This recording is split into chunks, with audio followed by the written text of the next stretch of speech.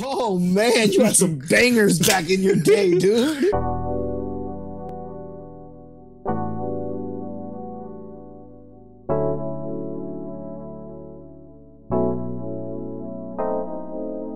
I don't normally do these kinds of introductions, but welcome to the Country Take podcast. I'm joined with Eric Luangrath today. Hello. And today, not that it's that special, but I kind of wanted to give a little bit of a shout out to the amount of listens and views that we have gotten in the past. Yes, because Eric's been a part of, I think, more than half. So he deserves a lot of credit, if not all of it, just for filling in my thoughts on fighting, my noobish thoughts. So the podcast, both on YouTube and on streaming platforms, has eclipsed north of 650 views, 677 in the past 2 months. I was hoping for maybe 10 or 20 people to listen. It blows my mind that it's been clicked on or at least viewed that many times in the past 2 months. Go figure. Thank you for listening. Third place podcast was the podcast with Name, breaking down a certain pay-per-view with 68 total. The Chernobyl podcast with Joseph Mose has 77 total. And the number one podcast, the number one most viewed / listened to podcast, Eric, which one do you think it was? It has you in it. It has you in it. Okay, I was gonna say, man, I'm not looking too hot right now. Gee, I don't know. Maybe it's maybe the first our one. most recent one, our very first one. Our very first, yeah, probably the worst audio quality one outside of the second. Oh man, and timing, audio quality. Oh yeah, audio quality. You could tell I was nervous, or not nervous. Yeah. Why nervous? But you know how many views it has and listens? I don't know. Exactly 100. Go figure. We made it. I didn't even know. You do all this work, you do your normal work life, and you go away, you release stuff out, and then you come back, and it's honestly, nothing's flexing here. 100 total views for that podcast. Thank you to those who listened to the number one. Props to you. And the podcast has been listened in, Eric, how many countries do you think we've been listening? My guess? Yes. 4. Well, if we're talking about countries that share more than 5% views, you'd be correct. But we've been listened. The Country Take podcast has been checked out by people in 12 different countries. Holy moly. At least, are they talking about sections? Are there sections of the country? Will the United States be? I have no idea. Okay, so the United States accounts for 62%, obviously, right? I mean, this timeline. Yeah. And just understandably. At number 2 is Thailand, with 22%. Time difference. Yeah. And in every other country, I'm gonna start listing them off, right? So thank you very much to our listeners from Ireland, United Kingdom, Singapore, France, Ukraine, Canada, Italy, Taiwan, the Netherlands, and Germany. I don't know how people are checking this out, but hey, 12 countries. Hey, that's great. All roughly at 1%. I'm guessing the Chernobyl one may have had some kind of international thing, because that's like an international phenomenon, especially in Ukraine. Ukraine had a few viewers, mostly I think from that guy's family. Props to you, the Mose family, for listening out. So yes, in a kind of unorganized way, thank you for listening so far. This is podcast number 15, and today, we've been talking about sports a lot. We've been talking about fighting and a lot of violent sports. And the elephant in the room for me is the NBA. I am going to get to it. I'm working on a video essay right now on a take that I have that is probably not uncommon, but I haven't heard people address it the way that I'd probably address it. So stay tuned for that in the next 2 weeks or so. And today's topic, kind of loose, thrown out there, is our high school experiences. So taking ourselves back in time, me taking myself back around close to 10 years ago, 7 to 10 years ago, and Eric. What? Sorry, I hate to frame it like that, but it's cool. Yeah, more than that for sure. Yeah. So today, how I like to phrase it is 99 versus 09. That's when we were both freshmen in high school.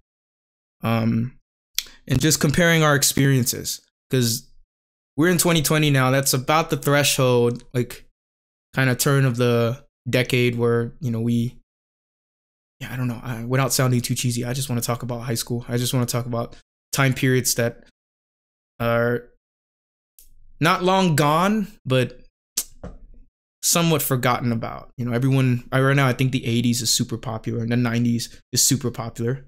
That's where you come in, Eric. So what was your reaction? Barely.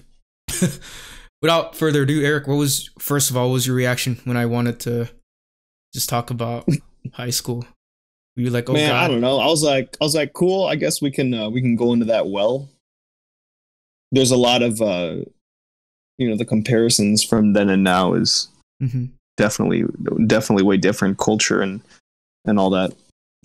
It's culture. That's a good thing to point out too. So Eric, where did you do your high school? What was your high school experience? Because I know you in Bay Area. Is it all in that kind of, what county are you in? Do you guys divide by counties? Yeah, we're by counties. Okay. It was the Alameda. Alameda County is, because I went to Berkeley High my freshman year. Berkeley High School. Berkeley High School. That was a cool experience. And then I went to Albany High for the rest. One city over. My parents they did the address hack of using grandma's address to have me go to Albany High for a better education opportunity. See, that right there is a complete cultural divide for me. Like in Thailand, well, I guess it depends if you're using public school system. I'm guessing pretty similar. Yeah, it was public school. Yeah, public school. So like it gets kind of tricky into where you can legally go to school, right? If it's of your own volition, because you can't just up and decide to go to like Vallejo or Bishop O'Dowd, right? You can't. That's funny. That's funny you say that, because no one else would want to go to Vallejo High School either. They had but yeah. Well, I don't know what records, they had. They had a good basketball team, Vallejo. And then by the time midway through the season, all the players weren't eligible anymore because they didn't make the grades. I'm kidding. I'm making this up. Yikes. Just being a jerk. Yeah. No, so where I went to high school was the International Community School of Bangkok. ICU, baby. ICS. ICS? Prong, International Community School. ISCB, if you really want to be technical. There's a ton of international community schools and all throughout Asia, but Bangkok was the one for me. Started off in the city, so ICS was in mid-center, because like right slap dab in the middle of Bangkok on Sathorn Road, which is where the Red Shirt Rebellion went down, which by the time it went down, we were completely out. We were on the outskirts of the city in Bang Na, which, Eric, for you is kind of like, school used to be in, comparing it to Chicago, school for me used to be in freaking Wicker Park, right around there. And then school relocated to Aurora, Illinois. So kind of, not demographic wise, but outskirts of the city. For good reasons, obviously. Land's a lot more, expansive, and they got, two different experiences. Both in the city. We lived in the city. I don't know if you ever visited us, when we were in like the center of the city, like Bangkok. No, in the city I only went whenever, I don't know, wherever you graduated. You and Price graduated high school. That's the only place that I went to. It was that, and then before that, I remember you came over to dance for the Prime Minister, to play drums for the Prime Minister. Oh yeah, talk about that, Eric. Yeah. Bring us through that. What led to that experience? I was young. I mean, geez, that was What was that? And because I'm guessing you didn't just decide. You didn't go up to your parents like, "Hey, mom and dad, I think it'd be really cool to play these Thai drums." Your mom and dad probably made you, huh? Like most Asian parents. Did. My growing up, from 12 all the way throughout even through high school, I went to the Thai temple still almost every Sunday. And where is that in the Bay Area? To practice. It's in Berkeley, the Really? Berkeley Thai temple. Yeah. Is it up on a mountain or? No, it's literally, it's across the street from the Ashby BART station. It's like 2 blocks away from there. I've never taken you there. No, we should go. I mean, I probably, yeah, maybe one of these days. I just would never think to take you to a Thai temple when you're visiting from Thailand. Yeah, you know okay. what I mean? At the time, 18 and under, that's like the last thing I want to do. But now it's like, why yeah, not? I was actually gonna get to this. This is a topic, kind of a topic I was gonna get into, because I remember, because when you're in high school, you're, or at least for me, a lot of my priority wasn't the actual education part. It was like the social aspect of it, like making friends, thinking it's cool. Yeah, thinking it's cool to have a lot of friends, or to be, what's the P word we said? Popular. Such a cringy word looking back on it now. But I remember I was still very much into the Thai temple, going there to practice with friends, instruments and whatnot. And that took away from time hanging out with friends. I didn't hang out with friends ever. The only time I hung out with my friends in high school was at school, because I had this whole other thing that I had to focus on. And that it really, and I remember in high school hating it. Like, I hated that I had to do that. And I hated that we had to travel to Thailand. It was nice though to, to see family and whatnot. Yeah. But I hated going to Thailand and visiting all these universities and performing for the prime minister, the princess of Thailand, all these people, all the different prime ministers. And I hated that, because those are one of the things that I just didn't appreciate when I was younger. Mm-hmm. I just did it just to go through the motions of it. And now I'm looking back like, dang, I should have enjoyed that more. All because in high school, I just wanted to hang out with my friends. Really strange. So that means you made the most of your time at school. Whenever you were at school, like you maybe either intentionally, unconsciously, or consciously knew that, okay, I'm given a certain amount of hours throughout the day. I'm not gonna get for the most part. I'm not getting that after school time. You were on sports teams, right? So basketball practice, and even that, football. Because after school, I was going to practice somewhere almost all throughout the year. Mm-hmm. And you don't consider that hanging out, right? No, I don't consider that hanging out. But also, I guess all the time that I put in with my friends were at school, because I didn't hang out that much after school. So I had to go home. Very strict, strict Asian parents. Really, even then, for you? Oh yeah. Oh, the most was then.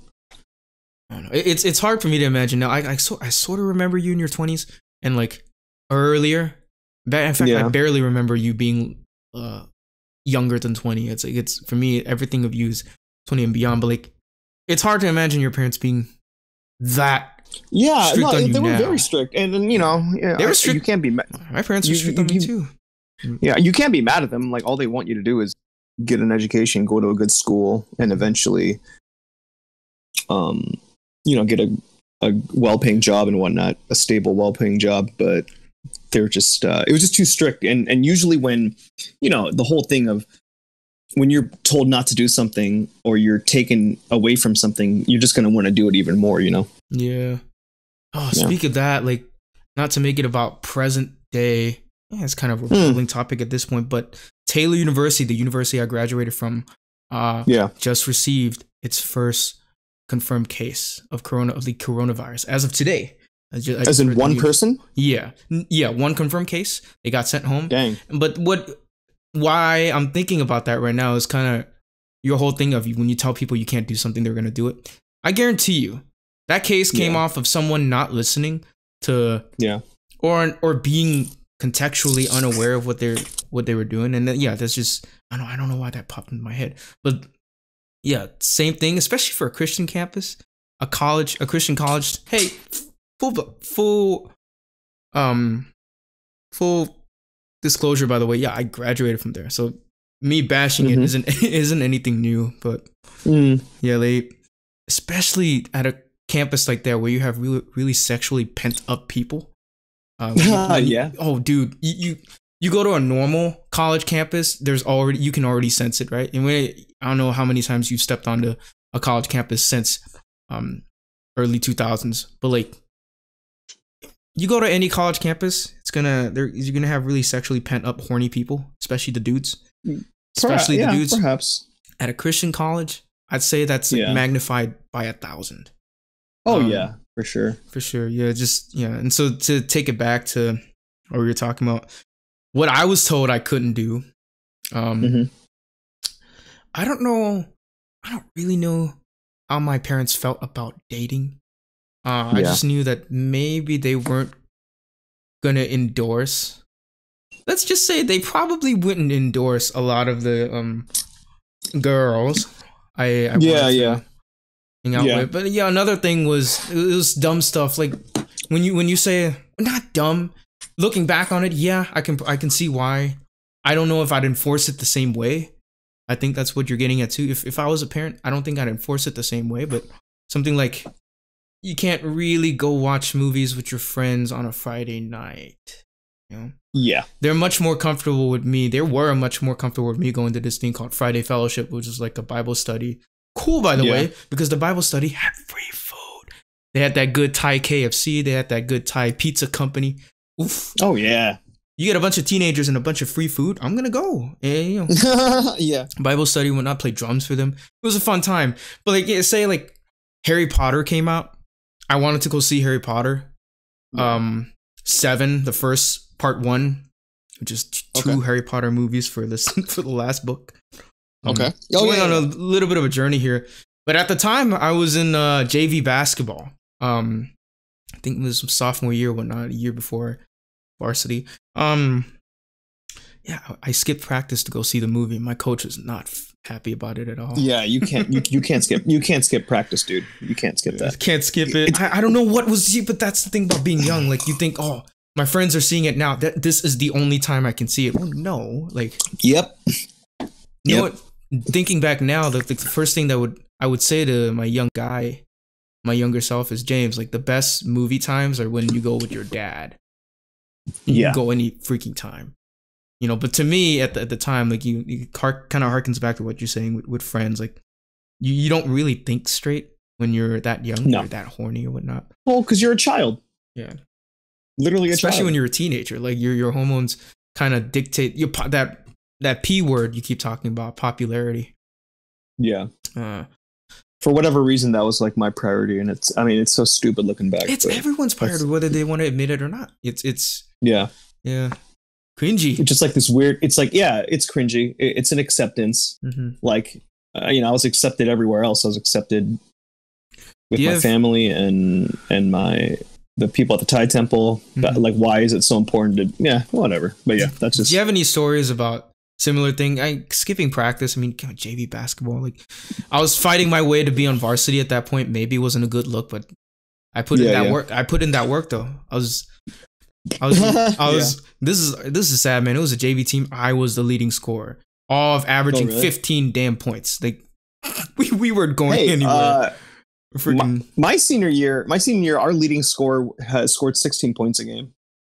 Hey, double digits is great, but like we had varsity guys. It's pretty good. We had varsity guys who had like 21, 23. I'm like, I'm coming off the bench in high school for varsity. Do you have any stories like that? Skipping practice or? You know, never. No, one time I skipped. I did this more often than not, but I would skip Spanish class, which was 4th period, which is the one before lunch. Spanish 1 or Spanish 2? Spanish 3, actually. Ooh, me llamo Eric. Yeah, and I still can't speak it to this day. But I would skip. There was one day I skipped Spanish 5th period right before lunch. My buddy Carter, he was like. Because I had the class with him. He was like, dude, you want to just go to my house and drink? And I was like, oh, yeah, let's do that. For whatever reason, drinking in high school, you were like just the coolest person ever. So we went back to his place, took, what's maybe equivalent to maybe 2 shots total, which would get any high schooler wasted.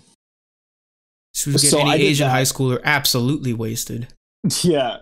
So I skipped class. We went, because he lived a few blocks away from school. And I remember I had I then skipped the 5th period class, and then my last period was some kind of teacher's aid class, so that was really easy to do. And then I had a game that was hilarious. So I've been to a basketball game like drunk. buzzed. Yeah. Could the coach tell? It was no one could tell, other than my teammates that I told. Actually, I think all my teammates knew, but they didn't care. Did you find we also played it. We also played a team that we beat easily every year. Oh, so it's like you saw them on the schedule. You probably had it in the back of your head. No, it wasn't even that. It was just I just was like just down to do it that day. It was so stupid. Damn, Eric. No, that's still dedication, though. Another thing I remember. What? No, go ahead. There's a story because I was always fighting to be in the starting lineup or more playing time. And there was a time where as you should. The dude ahead of me, who was really good, he was just kind of like the team overall was just like screwing up. So my coach like made this decision, like, look, we got to make a few changes. Then he was like, Eric is going to start over this guy and whatnot. I'm like, cool, I finally got it. But I had a damn dentist appointment the next practice. Oh, no. You know, I mean, that's already scheduled. Make you go to? No, I had to go. Yeah, I had to go. I'm not going to question that. Mm-hmm. And then I told my coach, like, dude, I can't go to practice and whatever. I guess that's such a red flag to them, even though it's a scheduled doctor's appointment. So I remember I was not only was I not, what was it? Well, not only did I not start, but that next game I like barely played. And I remember what triggered me. My sister had a boyfriend at the time who I don't know how he made the team because he sucked. I was in the game for like a minute and then I was subbed out immediately for him. And I remember walking back to the bench, giving my coach the middle finger as I walked back. And then everyone in the audience saw. You had your Patrick Beverly moment. What a story. Yeah, I remember because like I guess it's kind of mean and I regret it, but that was the first moment where I had like this self-pride in myself, this ego. Was it your senior year? Then it was my senior year, yeah. And it added to the insult of having this guy that sucks come in for me. Yeah, I mean that's another stupid thing. But I remember being so pissed, and I gave him the finger, and then he had this whole talk in the locker room after that. I kind of played stupid, like I didn't know, but I got more playing time after that, which is not what I expected. I mean, maybe it showed the coach that you can bench me, and quite clearly, like according to what you're saying, according to the evidence you're giving me here, like if the guy really did suck, he was probably I probably made a bad decision.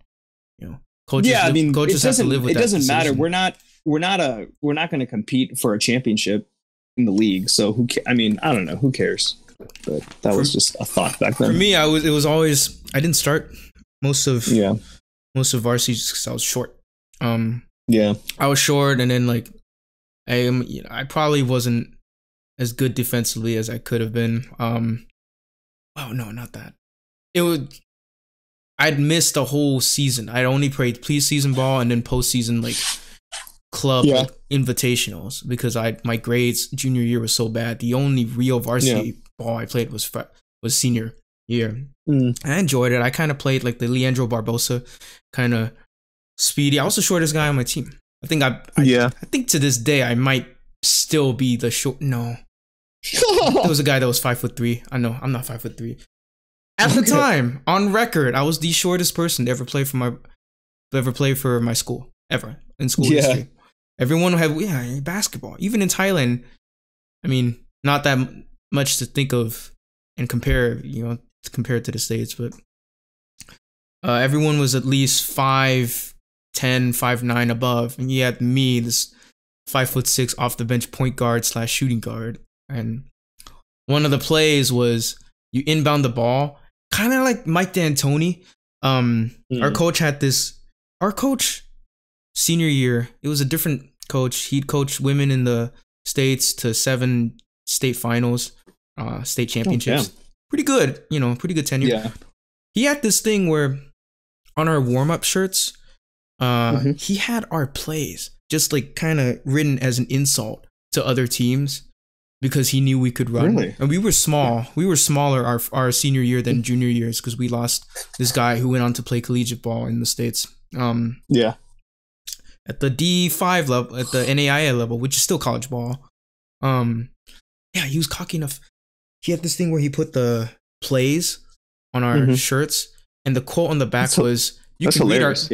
It doesn't matter. We run or something like that." It was just And at that point, I knew, like, man, like cardio, like the workouts are going to be pretty brutal, and that they were. Oh yeah. Oh. Like we didn't scrimmage. All of it was conditioning, which is probably a bit better. You probably shouldn't heavy scrimmage. Did you guys heavy scrimmage? Practice? Varsity was more so scrimmaging and skills focused than conditioning, because we're conditioned already. You know, like we were already very, you know, and it was very athletic. It was impossible for us to talk about high school without talking about sports.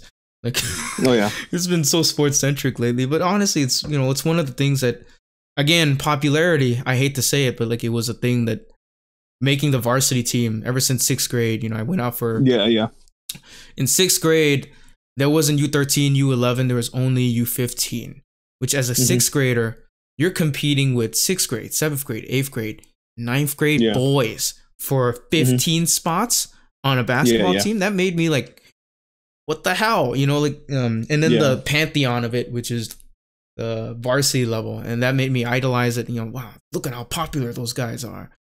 They must have all the girls, you know, kid and whatnot. But Eric kind of talked to me about, while we're on it, basketball. Like, how different is it now than 20 years ago, per se? Like high school basketball specifically. Like the way, were you guys taught, what was the sentiment about the 3-point line for you guys? Oh, it was rare. It wasn't, we had one guy that was just very, very good. He was so good at shooting. He played a lot. He was our leading scorer.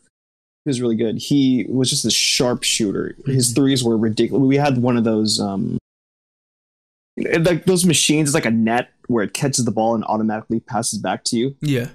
Like I've seen this guy score like make 20 in a row. Like just stupid.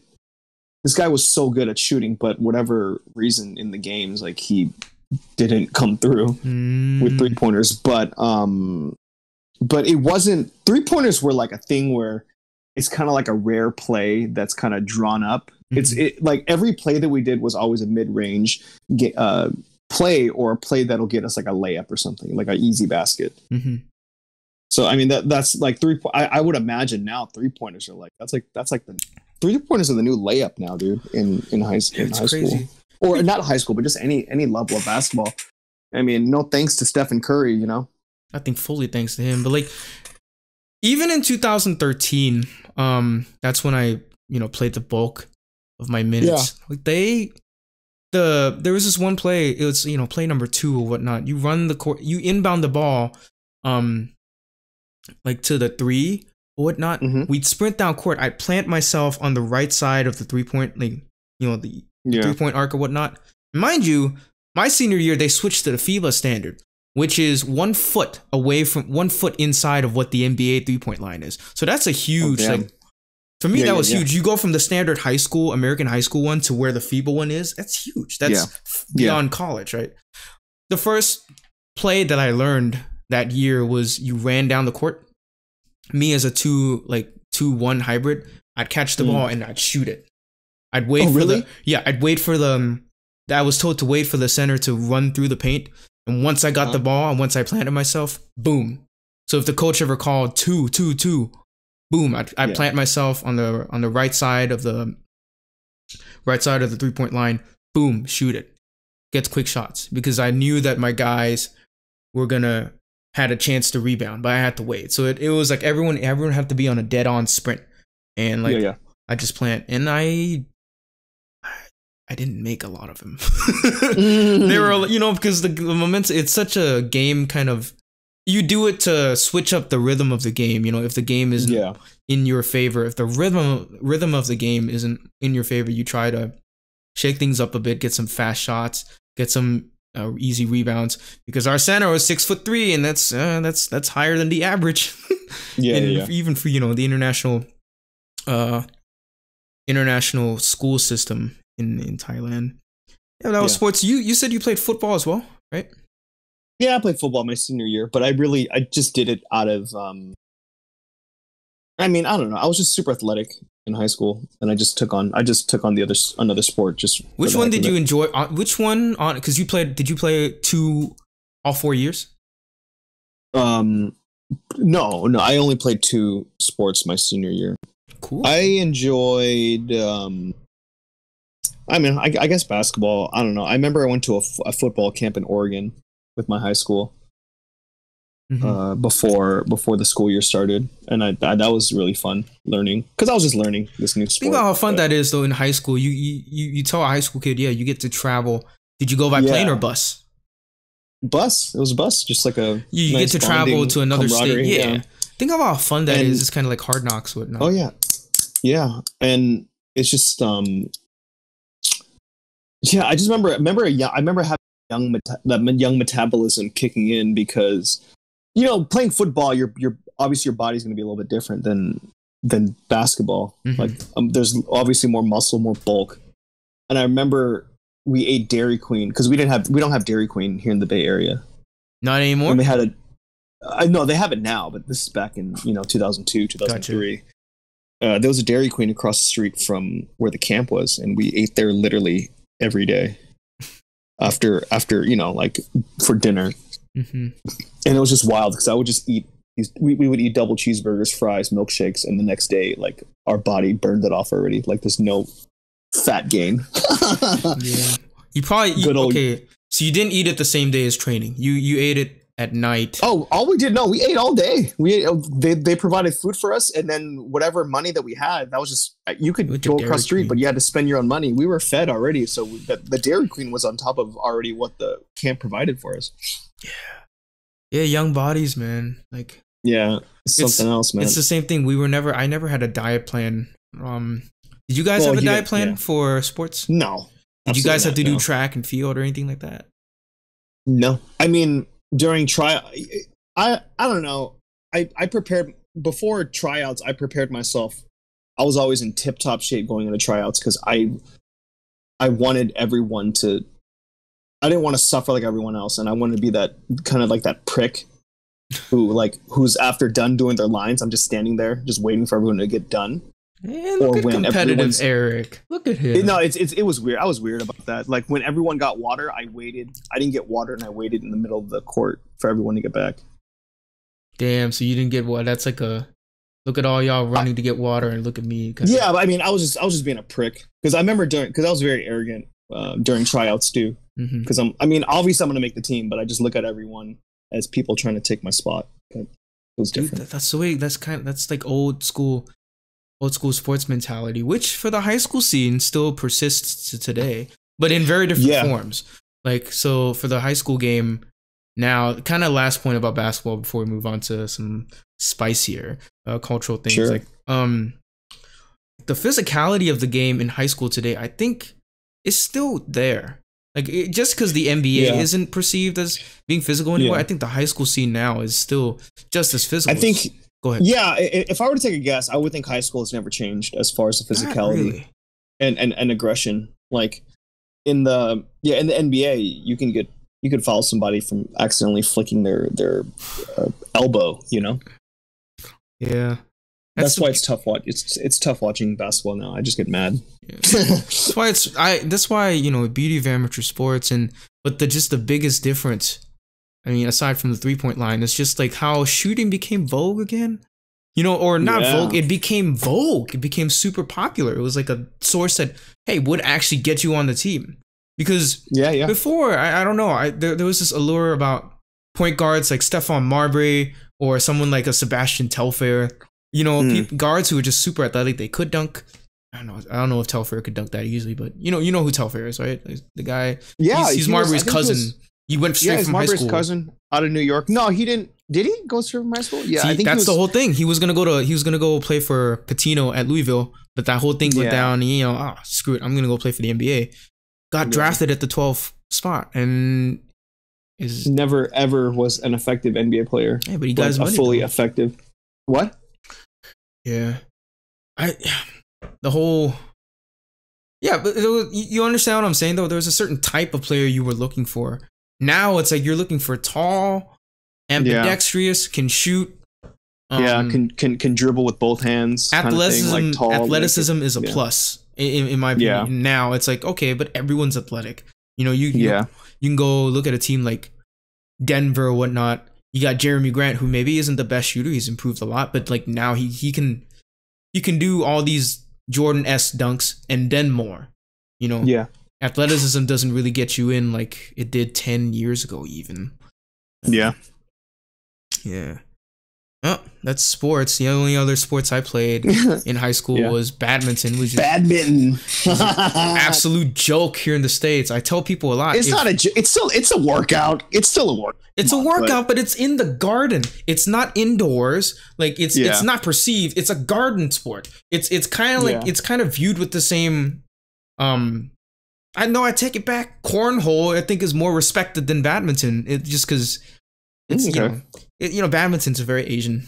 It's a very Asian Eurasian / like European sport. There's a lot of good Europeans too. I'm sure there are, but as far as like the stereotype, it's Asians are probably 90% of the stereotype. The cardio is comparable to boxing because you're by yourself. It's all reactionary. You're not getting pegged. Yeah. But the thing is, like, if you don't react on time, guess what? The birdie's going to hit the floor.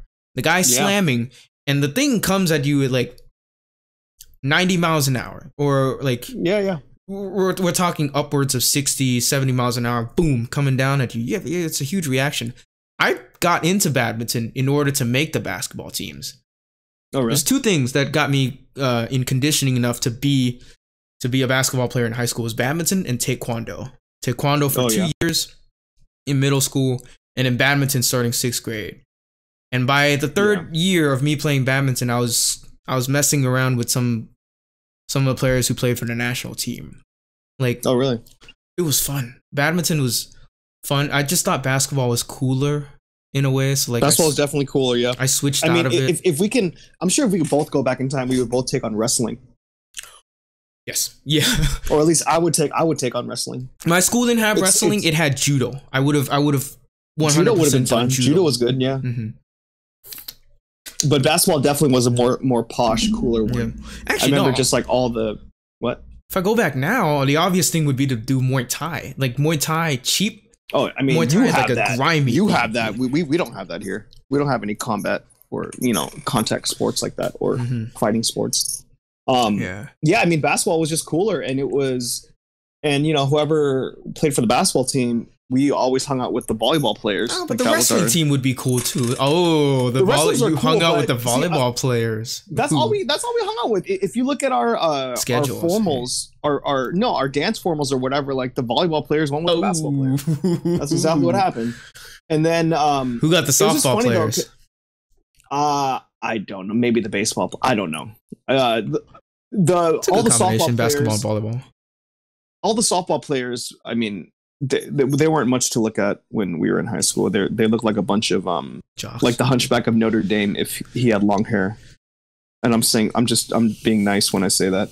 And then well, one thing I love about, because obviously if you're a wrestler, you're just tougher. And I remember the wrestlers would just punk us all the time. And what the hell are we gonna do? We're not gonna be like, okay, well, fight us then, because they'd kick our ass. The thing about wrestling, at least wrestling in America, I think the thing that turns a lot of young men off are the uniforms. Yeah. Or at least how they used to be. Now I think you're starting to see more coverage. Just before, it was this beige. The perception of wrestling, in my opinion, is like this beige kind of unitard that you put on, and it's just like Whereas now you see wrestling as made popular by the UFC, like know. But I mean, I'll tell you what. If you want to talk about a life skill, like basketball has done nothing for me. If I would have taken wrestling, there's probably still things that wrestlers practiced back in the day that they could still do now and would be effective in regular life. Same thing as judo or taekwondo. Yeah, judo. You can do judo up until like 80. You can keep doing that stuff. Wrestling, I don't know about, but which is why at the end, I'm trying to go after Brazilian Jiu-Jitsu now just because I feel like I've missed out on a lot of things. But wrestling, I say this to a lot of people, but I really mean it. If there was such a thing as D1 badminton, as small as it is, as small as it would be, kind of like, golf or whatnot, to the extent that golf or, you name it, college sports, if it existed, I don't think I would have ever touched basketball. Because if I'd have known like there was a way I could be like a D1 athlete, I think I might have tried to go all out for it. And at the time, you know, think of the benefit I come from if I start to train with the national team more, because I was invited to at one point, like going into ninth grade, but I was just like, do I want to be hitting shuttlecocks and doing a bunch of reflex movements, or would I rather be not dunking but like trying to touch the rim with my friends who were also cool, you know, like again going back to I don't think I changed a damn thing though. Go back, you know, it's you know, high school is high school. So that was sports. Moving out of the realm of sports, let's talk some music for a little bit. I mean, that's the first thing that comes to mind when you talk about your youth. Music is such a time machine. It really is. Yeah. What was D track? Okay, let's do this. Each year, you get one track that defines the year. Jeez, I mean, I don't remember. Oh, I think you could do it. I'll go first. Sure. 09 for me is kind of 09 is kind of playing off, and it doesn't have to be a music that came out that year. It's just music that defined the year. Okay, you can list off a bunch of different things, but that's gonna be rough. Don't think about it too hard. For me, 09 is right around the time that the Step Up movie came out, the second Step Up movie. So it was Flo Rida's Low with T-Pain. You know, that should have got them apple bottom jeans. My God, dude, that thing was playing everywhere.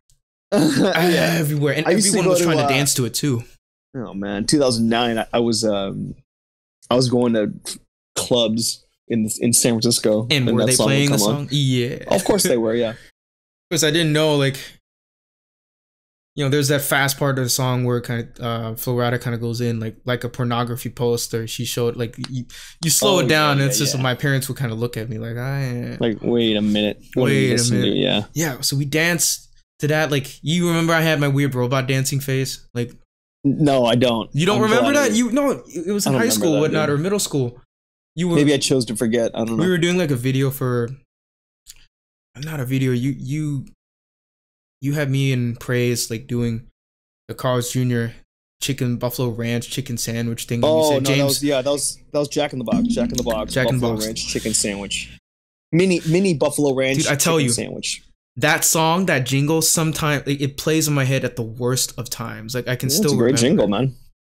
I remember at the time though, you say, "Hey James, like, this is a funny video. Don't do your like crazy kind of robot dance kind of moves or whatnot." I don't remember that. I don't remember you having a robot dance, dude. No idea. I did though. Oh yeah, so that was 09.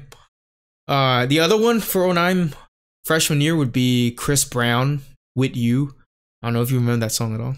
Oh yeah, dude. Yeah, like a lot of bangers.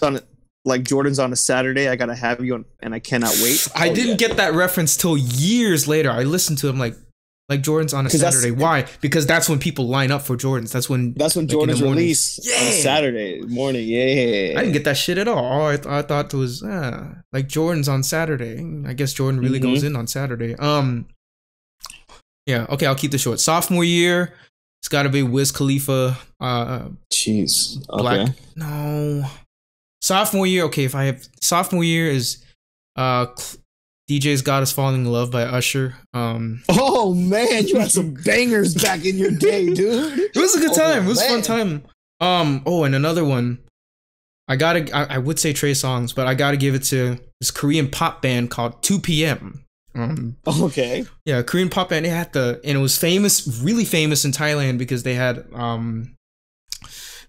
a Thai guy in a K-pop band. That's like for some Thai people, that's like seeing a Thai player in the NBA. K-pop was so big. It was a song called Again and Again. It had like this stupid kind of dance move. Oh god, it was so good. Yeah. Okay. All right, junior year. I don't know, I'm just kind of playing it by ear at this point. Yeah, Wiz Khalifa, Black and Yellow, and then I don't know why, that was such a good like warm-up song. It was such a good like warm-up basketball song. You know, whenever, you know, we'd have like open gym and whatnot, and you go and it'd be on, and we'd have to somehow find a censored version of it because we went to a Christian school. Yeah. Okay. Damn. Yeah, so junior year, Black and Yellow, and then maybe Black and Yellow. What up? Wait, you know what it is. What year was that when you were junior? I was a junior when in was 2011. Yeah, no, 2011 to 2012. That's when I beat. That's my whole because junior year. The Giants, the San Francisco Giants won their first ever World Series. Oh no! And then and then some Bay Area rapper, I don't even know what, or some kind of mix, they changed the words from black and yellow to black and orange. It was awful. But yeah, and I'm sure I can list off a bunch of other songs. Like there were a bunch at the time. YouTube artists were starting to become a thing too. Like I'm just listing like the popular shit. So Black and Yellow, and then Shots maybe by LMFAO, and then like senior year, there's two things. It was Gangnam, it was fucking Gangnam Style, and then oh my god, it was Gangnam Style, Psy. That was our senior. They're doing a carnival, they'd make us do it. Like it was our senior thing, and we'd all just kind of do this, and that persisted. That persisted into college. So, because I went to I was one of few Asians there, and the guys on my floor thought it was funny to turn on Gangnam Style as I was walking to the bathroom in my towel. Yeah. They're like, so Gangnam Style and Don't You Worry Child by Swedish House Mafia, I think. Yeah. Okay. Yeah. Okay. Yeah. So I don't know if you know that. See, heaven's got a plan for you. And then one more would be Jay-Z's Forever Young. Yeah, Forever Young. We sang that. That was a theme song for your Yeah, you were there at graduation. They blurted out. People were crying. Oh my god. Yeah, I remember. Yeah, it was like you guys were all singing along. That was your song, and then later on, you didn't know that was like a song from somebody else, like in the 80s. Yeah, I forgot who it was. I was like, you didn't know that? See, you knew that though. That was Yeah, with Jay-Z. Yeah. That was our theme song. Fuck yeah. Lots of shit, man. But all right, so that's me. 2 tracks. You can name 2 tracks, 1 track. Give me, man. 99 freshman year. I remember my freshman year. That was kind of like the early resurgence of. Do you know who the Cash Money Millionaires are? No. Oh Jesus, James. Okay, it's like Lil Wayne, Juvenile. Wait, Lil Wayne was in it? Yeah, Lil Wayne. I don't know. I know at the time. I know next to nothing about like Wayne. Hip hop I love hip hop, but it's like it's not really my strong suit when it comes to like knowledge base. I know all the big names, but so Lil Wayne. Huh? Okay, I remember. Okay, well, he was just one of them, but I remember Juvenile. Do you know who Juvenile is? Oh jeez. Okay. Sorry, so he bro. did a song. You might recognize the name of the song. He did a song called "Back That Ass Up." Ooh, wait a minute. I mean, I don't need to play it. I mean, I guess I could play it, but literally everyone who listens to this is gonna know that song except for you right now. Yeah. No, well, close, but that was it, because that was like back then. I was like, wait a minute, this guy's really talking about this right now. Mm-hmm. Really, that was one of the first. Dude, there's been so much. Oh, that was a banger. The 90s were like this hotbed of rebellious, like teenage grunge slash like rebellious. Not to be redundant, rebellious music. That was the first track that kind of they're talking about. I mean, it was a bunch, but I remember that was the popular one. That was. And they still said "back that ass up" then, and then years later they had to change it to "back that thing up." And I'll tell you, it doesn't have the same ring to it. I'll tell you what. It's kind of like. Go ahead. No, go ahead. My sophomore year, it was just Nelly's first. I think that was when his first album came out, Country Grammar. You know Nelly, right? Yeah. Is that the track I'm thinking about? That thing was all bangers. Nelly, oh my god. EI, Ride With Me. His album, actually one of the the elite group of albums that's gone diamond. I don't know how many you have to sell for that, but he's gone diamond not fairly recently too. I think it was like 5 years ago he finally went diamond. Can you imagine? He's probably he's set for life, that guy, from stuff he did 20 years ago. That's crazy. Yeah. So Nelly, okay. Junior and senior year, I don't really remember like what came at what time, but Fabulous, you know who Fabulous is? Yeah, I mean he had an album that came out our senior year that was fire. Those were called the Clips. They were brothers. I think they're from Virginia or something. Clips, you ever heard of them? I think if I heard that one song that I think everyone refers to, maybe they were they had a album release and signing on Telegraph in Berkeley. On Telegraph. Yeah, all my friends went to it. And then the rich ones, the ones that had a lot of money, they would buy 2 albums so they can autograph one and they can keep it on the wall. They listen to the other one. They probably don't even have it anymore. Who knows where that stuff is now? I could ask. They thought it was so cool back then. They could. Also, nobody knows who the Clips is now. Those guys were they spit. Look, first of all, I don't know anything about rap, but I know that the way they rap, they were spitting. They were nasty, huh? Fire, nasty. This dude, one of my favorite lines ever in a rap song, was in the song. I forgot what the name of the song was, but it was from the Clips. And then they go, "My head's spinning and her head's spinning. Mine from juice and gin and hers from neck and chinning." Yikes. Anyway, that was that. I mean, anything, from Clips, Fabulous, Nate Dogg, freaking Nate Dogg. He was everywhere in your time. He was literally those in every like West Coast rappers. For people who don't know Nate Dogg has, when he sings on your song, like the first song I ever heard with Nate Dogg, and it was Smack That. No, not Smack That. It was Shake That by Eminem. It was like this kind of low, kind of mountain top, kind of really low kind of singer. Shake that ass on me. Shake that ass on me. Low kind of singer, which is not popular anymore in hip hop. You don't really hear anybody. He was like it was weird. He was like a hip hop R&B singer. It was really weird. But he was the first of his kind, I mean, years later on, there was you could say T-Pain was that person, Mm-hmm. No, I mean that's different though. Justin Timberlake, and by the way, my time in high school of the late 90s, early 2000s, my God, this hotbed of R&B. Yeah, it was R&B, but it was still a time. It was kind of like the last leg for boy bands, Backstreet Boys, 98 Degrees, and Sync. And when you're in high school, when you're a dude in high school and you're a fan of it, like I was, it's kind of hard to admit that, and kind of had to keep that from other people.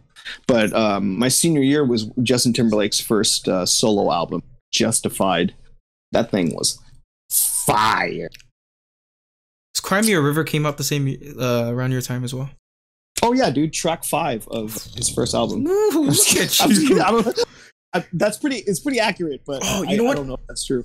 You know what? I think I know the reason why I wanted to have this particular conversation. It's because Linkin Park, about a week ago, they announced they announced the 20th anniversary of Hybrid Theory, which was Hybrid Theory was the first album. Yeah, that came out in 2000. Linkin Park. I know you're a huge fan of that, and I was a huge fan of it, dude. You were. I'm still a fan of it, and I always bash on them because it's just kind of like that kind of awkward kid gamer rock. I can't explain it, but I'll give them credit for this because the first track to their first album, what is it called? Paper Cut.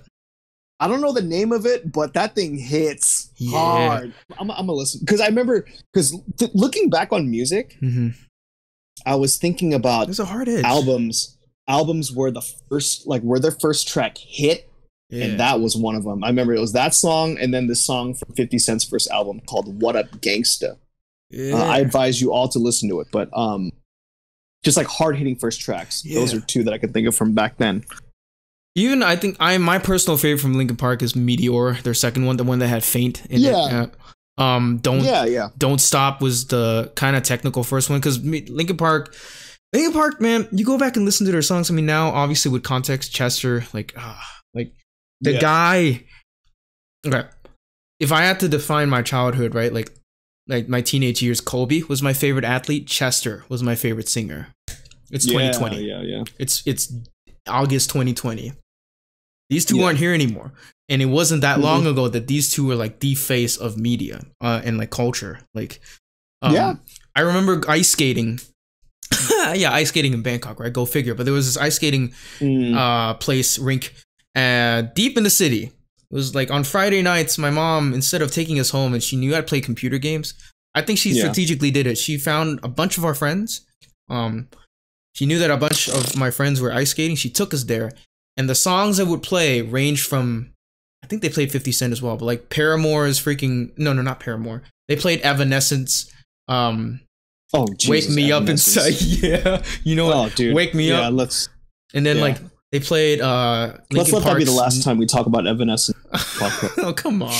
They played Linkin Park. They played 2 songs that were on repeat. My mom probably got sick of it, but me at the time was like, yeah, cool. I'm skating really fast and hard to Somewhere I Belong by Linkin Park, and then Numb by Linkin Park. You just hear this guy. He sounds like a demon and an angel at the same time when he sings. Yeah. And obviously now if you go back and listen to the songs, it's like I can't. This is like a totally different meaning, and I can't listen to it anymore. Almost like it's too sad almost to listen to a lot of that stuff. Yeah, Linkin Park.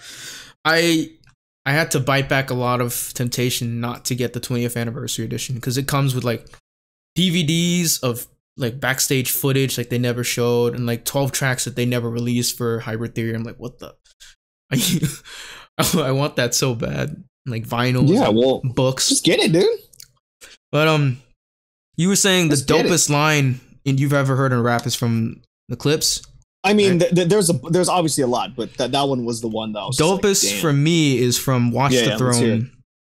Watch the Throne. What? The Watch the Throne album. It's a joint album with Kanye and Jay-Z. It's the only joint album they've ever done. It's off a bonus track of all things. The song is called The Joy, and the line that just like I heard it as an 18-year-old, and it kind of whoa.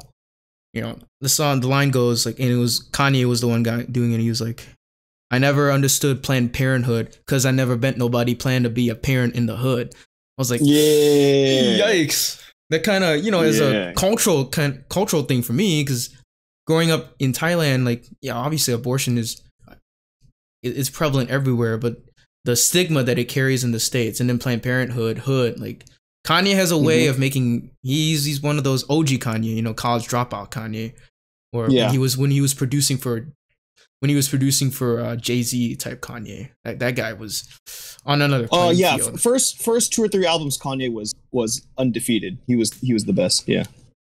He's still undefeated now. He's like a fashion designer. He really loves Jesus. Yeah, I mean he's also suffered really bad with his mental issues. Music, man. Okay, how annoying to you was Backstreet Boys? They weren't. I loved all of it. You loved it? I loved all of it. I love the corniness, the harmonizing, the dance choreography, the somewhat like the competitiveness. When I say competitiveness, I don't mean bands. I mean like the fans, like whoever, more so Backstreet Boys or NSYNC, and you know, it's kind of like the A's and the Giants. Yeah, it's kind of frowned upon to be a fan of both, but I don't give a damn. I was a fan of both of them. I definitely kept it for my. I didn't let people know or know. Isn't that okay? Of course, I was a fan. Afraid to be seen liking. There's got to be a ton of those kind of artists that come to mind. Like for me, Nickelback was one of them. I don't know if Nickelback was one of yours. Like Nickelback, going by the internet standards as well, not just at school, but yeah. Yeah. I think Nickelback was like okay in high school to be liked. Look at this photograph. I wasn't. Oh, geez, yeah, that's rough. It's a banger now. But there's a song called Rockstar though. That is like the one, because it had like on the music video, it had everyone. It had like everyone like kind of lip syncing. Yeah, that was it. And also that was just a good song. It wasn't like some corny, you know, suburban dad rock song. Because we all want to be big rock stars and live in hilltop. That's right. Yeah. Good shit. Yeah, and I mean, we can let's get into like electronics. What do you say? Yeah, that's good. That is really good, because frick, man, 07 is the year I think that changed everything. I mean, you know why I pick 07, right? It's like the turning point of the. Was that the turning point where it was full blown high definition, like 1080p gaming? No, that came 1080p and HD came about 09. Okay, I'm just going by my gestures, because that's like when it became. That's when the first time HD was an option on YouTube for me was somewhere between 09, 010. Yeah, right? yeah. Before that, it was all 480, like 380, 360. are accustomed to when we see a video online. It's like this scrappy kind of pixelated thing. You don't really know what's going on. You just know it's kind of World Star. It's kind of cool. Kind of your parents probably wouldn't want you to see it. YouTube in the mid 2000s was a hotbed. It still is a hotbed. The videos are still there, but it was just way more random. The institution wasn't owned. The thing wasn't owned by Google. You know that. Yeah. And it was. There was legitimately porn in a lot of on a lot of your searches. Could be, yeah. Like pixelated videos. HD, yeah. For me, around 2011, 2010, those 3 or 4 years. 12 was when I first started seeing 1080p. But no. 2007. You know why? 2007, yeah. Why? You know why? It's because the iPhone was announced that year.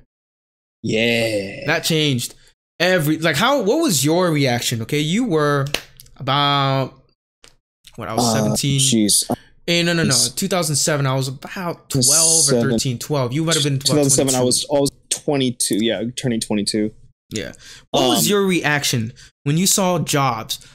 How do I unlock this phone? How do I do this? I just take my phone over and slide. Yeah. That blew my mind away. But what about you? Me too. Because this is something that you kind of let's say years ago you kind of make up. You're an author for a sci-fi story or something. Yeah. And one of the things that you're going to do is you're going to have a phone that's a touch screen, that has a bright touch screen, And when I first saw that, I was like, that's crazy. And one thing that the iPhone has always been with was how smooth the screen works as far as zooming, typing, and whatnot. It's still listen to that. Yeah, the banding or whatnot. It was still as good back from the very first iPhone. Mm-hmm. That thing was wild. You couldn't, because when during my high school experiences, everyone had it was like a Nokia. Mm-hmm.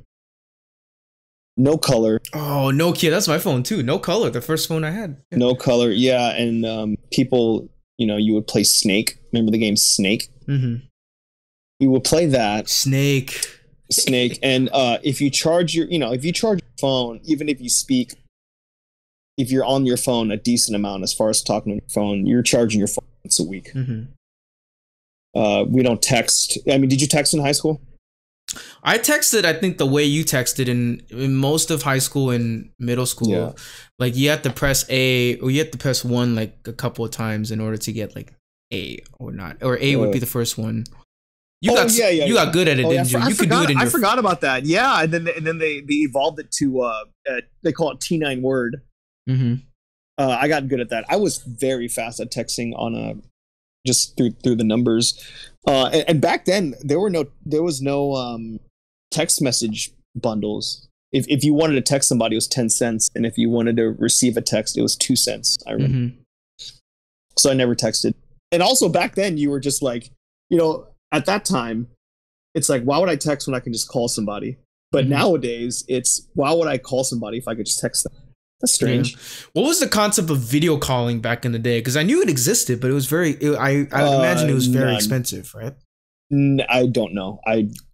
So in high school, if I were to tell you, James, hey Eric, one day you're gonna be able to take a picture of stream yourself masturbating. Yeah. Send it to a bunch. Not even send it to a bunch of your friends. Have your friends watch you as you do it, as they could be anywhere in the world. Live. The moment of. I would tell you that you watch too many James Bond and Star Wars movies. That's what I would tell you. I wouldn't believe it. This is a quote I read once. I can't even place it. I was trying to find it, but there's a certain point where sci-fi, the stuff you find in sci-fi becomes stuff that you can find in an electronic catalog. And 2007 was that year. Jobs. I of course, obviously, I don't like him as a human being. He was a pretty lousy human being, all things considered. But the dude spoke when he spoke at a keynote speech. It's kind of like watching Khabib wrestle. It's like, whoa, this guy's he's undefeated. You remember when he talked about the iPhone or iPod? No, with the click wheel or anything. That wasn't as big, huh? As the iPhone. iPods were a pretty big deal back then, but these bricks that you would have. Oh, I love the brick. Yeah, even thicker than our phones now. And I have you one. could hold you could hold 500 songs or whatever. And you had that, but I mean, music. I mean, maybe that came later, but I remember music back then was from burning CDs, like downloading. Yeah, apps, Napster. How much did you get into Napster? I got into all of them, and every single computer that we bought has been completely destroyed from it internally. Yeah. We just burn CDs. That's how you listen to music. Yeah, you listen to the radio because there were shows that would play the top, like the top 9 at 9 or something. Like that's how you got your music, or you just literally go to the store and pay for CDs. I mean, I can't believe I'm saying this. There were stores that just sold CDs and movies. Sam Goody was the name of the store. Sam Goody was for you. Yeah. I do music, read up on music history all the time. Sam Goody comes up for us. That's pretty. It was like God, this. That makes me feel so old that you're like, yeah, I read up on. I'm all about it, man. Like, there's this. Yeah. Oh, this is really gonna make you feel old. I look at this. One of my favorite channels on YouTube. It's this guy called Dan, and he basically just takes a camera and walks through dead malls. Yeah. Dead malls, right? I mean, mall culture in America is completely. I think it's done wrong. But yeah, dead malls, and he just talks about this one store. I used to work at a Sam Goody. Like, what was that? And I had to Google it. Sam Goody, yeah. Yeah, and I look at that, and I look at snapshots of that. I'm like, dude, just a snapshot sends me back because visiting America during the summers, like you'd go to malls, we'd go to these different places, and CDs. Even in Thailand, they were you had this DVD rental. You guys have Blockbuster, right? Yeah. Well, in Thailand, we had this thing called Mang Pong, which is basically Scorpion, but it does the same thing. Yeah, I remember that. I remember the remember logo, that shit. Yeah. Mang Pong. And my dad, it was one of my in elementary school. Early in elementary school, it was one of our favorites. This was before Mom realized that they were selling counterfeits at the Plaza Market, and she just buy all that shit. There's a reason why it's 3 for. Oh my goodness, dude! And the crazy. Some of it was really, really good. Like, obviously you had to switch CDs. It was like a VCD or whatnot. But at the Plaza, they had movies that were still in theaters. How? But Mom sees that it's Larbot for 3. Yeah. She's gonna grab all 3. You keep us, make the kids happy and not have to buy the real DVD, which is $10. Yeah. But yeah. So there was that Plaza Market. But Mang Pong did the same thing, and one of my favorite memories with Dad would not early on elementary school. We just go to the store to Mang Pong and like check out a bunch of VHSs or just go in the store and look. There's this whole strip. I'm going way back. Jesus. Yeah. There's that whole strip that you go in. My old neighborhood house. And it was Mang Pong, there was food or whatnot, and he'd always go into the DVD store and just look at that, it's Jurassic Park, something like that. How does that make you feel though? Like you go from, if I were to tell you then, the concept of something like Spotify. Yeah, that's crazy. Like, I could not. Now, obviously for me, I pay for the premium just because I don't like the ads like every month. Yeah. But like even something like YouTube now, which is the biggest music library in the world. Just to have it readily available. Yeah, radio. Talk to me about radio, because you are still very much a radio guy. No, not at all. No, I think so. Because or is KOIT not like the real life for you? Like, do you not listen to that stuff all the time? I do that during the holiday. That's just tradition. I'll listen to KOIT during the holidays because they just play Christmas music. Yeah. But I don't, like, if I'm driving, I'm listening to podcasts and that's it. I don't even listen to music anymore. Yeah, I mean, radio was different. It was more, people would call, they would have fun radio shows that would prank call people. You could win prizes. You can get tickets to whatever. Mm-hmm. It was, the same thing for me. I don't know what channel. For us, it was 97.5. No, not 97.5. For us, it was 107.7 Met Radio. Yeah. This was Thailand. That was like cool. They'd put on like, earlier you were saying they changed the name from I don't know why I'm thinking of this, but Back That Ass to Back That Thing. It's the same thing where, you know, Akon and Snoop Dogg, you know, they had two different songs, but they all the same release song. The title of the song was I Wanna Love You, but there were two versions where one was I Wanna Love You and the other was I Wanna Fuck You. Yeah. I don't know. Okay, but why I think of that is because Met 107.7 in Thailand, they played that kind of stuff. It was the only station that would play that, and then you flip the radio and it would be like Thai pop music, and then you flip the radio again, it would be like dang dang dang dang dang dang, you know, like real Thai. So you were just edgy listening to the cursing music, huh? Yeah. Unpopular for liking things. I don't know. I don't think classical music was looked down upon, but I always liked it. Classical music. I don't think you could ever. I don't think classical music, if at any time in your people will make fun of you. No, I think in high school and middle school they definitely like look at this guy, he's actually playing a real instrument. Yeah, which is wild to think of now. Or jazz, which I got into deep into high school. I'm like, wow, like this, I could listen to this stuff for hours. I could learn to play this stuff for hours. Yeah. You know? What was or for me in high school, what I was somewhat not outsized for, but I knew wasn't popular anymore. By the time I was in high school, it was metal. Dude, I love metal. You remember me? I had a metal phase. They got their own clientele. They got their own clientele, but I felt like in your time of high school, it was more vogue and it was more openly accepted by the general public. Is that right, or is that just like a me thing? Maybe just the school that I went to. There were no like metal people that I knew of. But like those are, I don't know. You watch MTV Music Awards from that time, like I only watched MTV when I was in high school, because back then they actually played music videos and they had, you know, it was good music. It was good music. They actually played music videos. There were actual countdown shows, Carson Daly, and it was kind of the beginning of reality shows like taking over. And that being the thing to watch, that getting the ratings of Was you part of that generation that their slogan was "I want my MTV, I want my music, I want my MTV raps"? I think that's what they said. You know where I found that out from? You're not gonna like this. That Netflix thing. No. It was a Netflix documentary called The 90s. You know how they do it for the 70s or 60s. Yeah. I'm just waiting for that mid 2000s, 2010s edition 20 years from now. Like I want to see what they highlight. There was nothing. I'm gonna just. I mean, obviously I'm biased, but there was nothing like growing up in the 90s.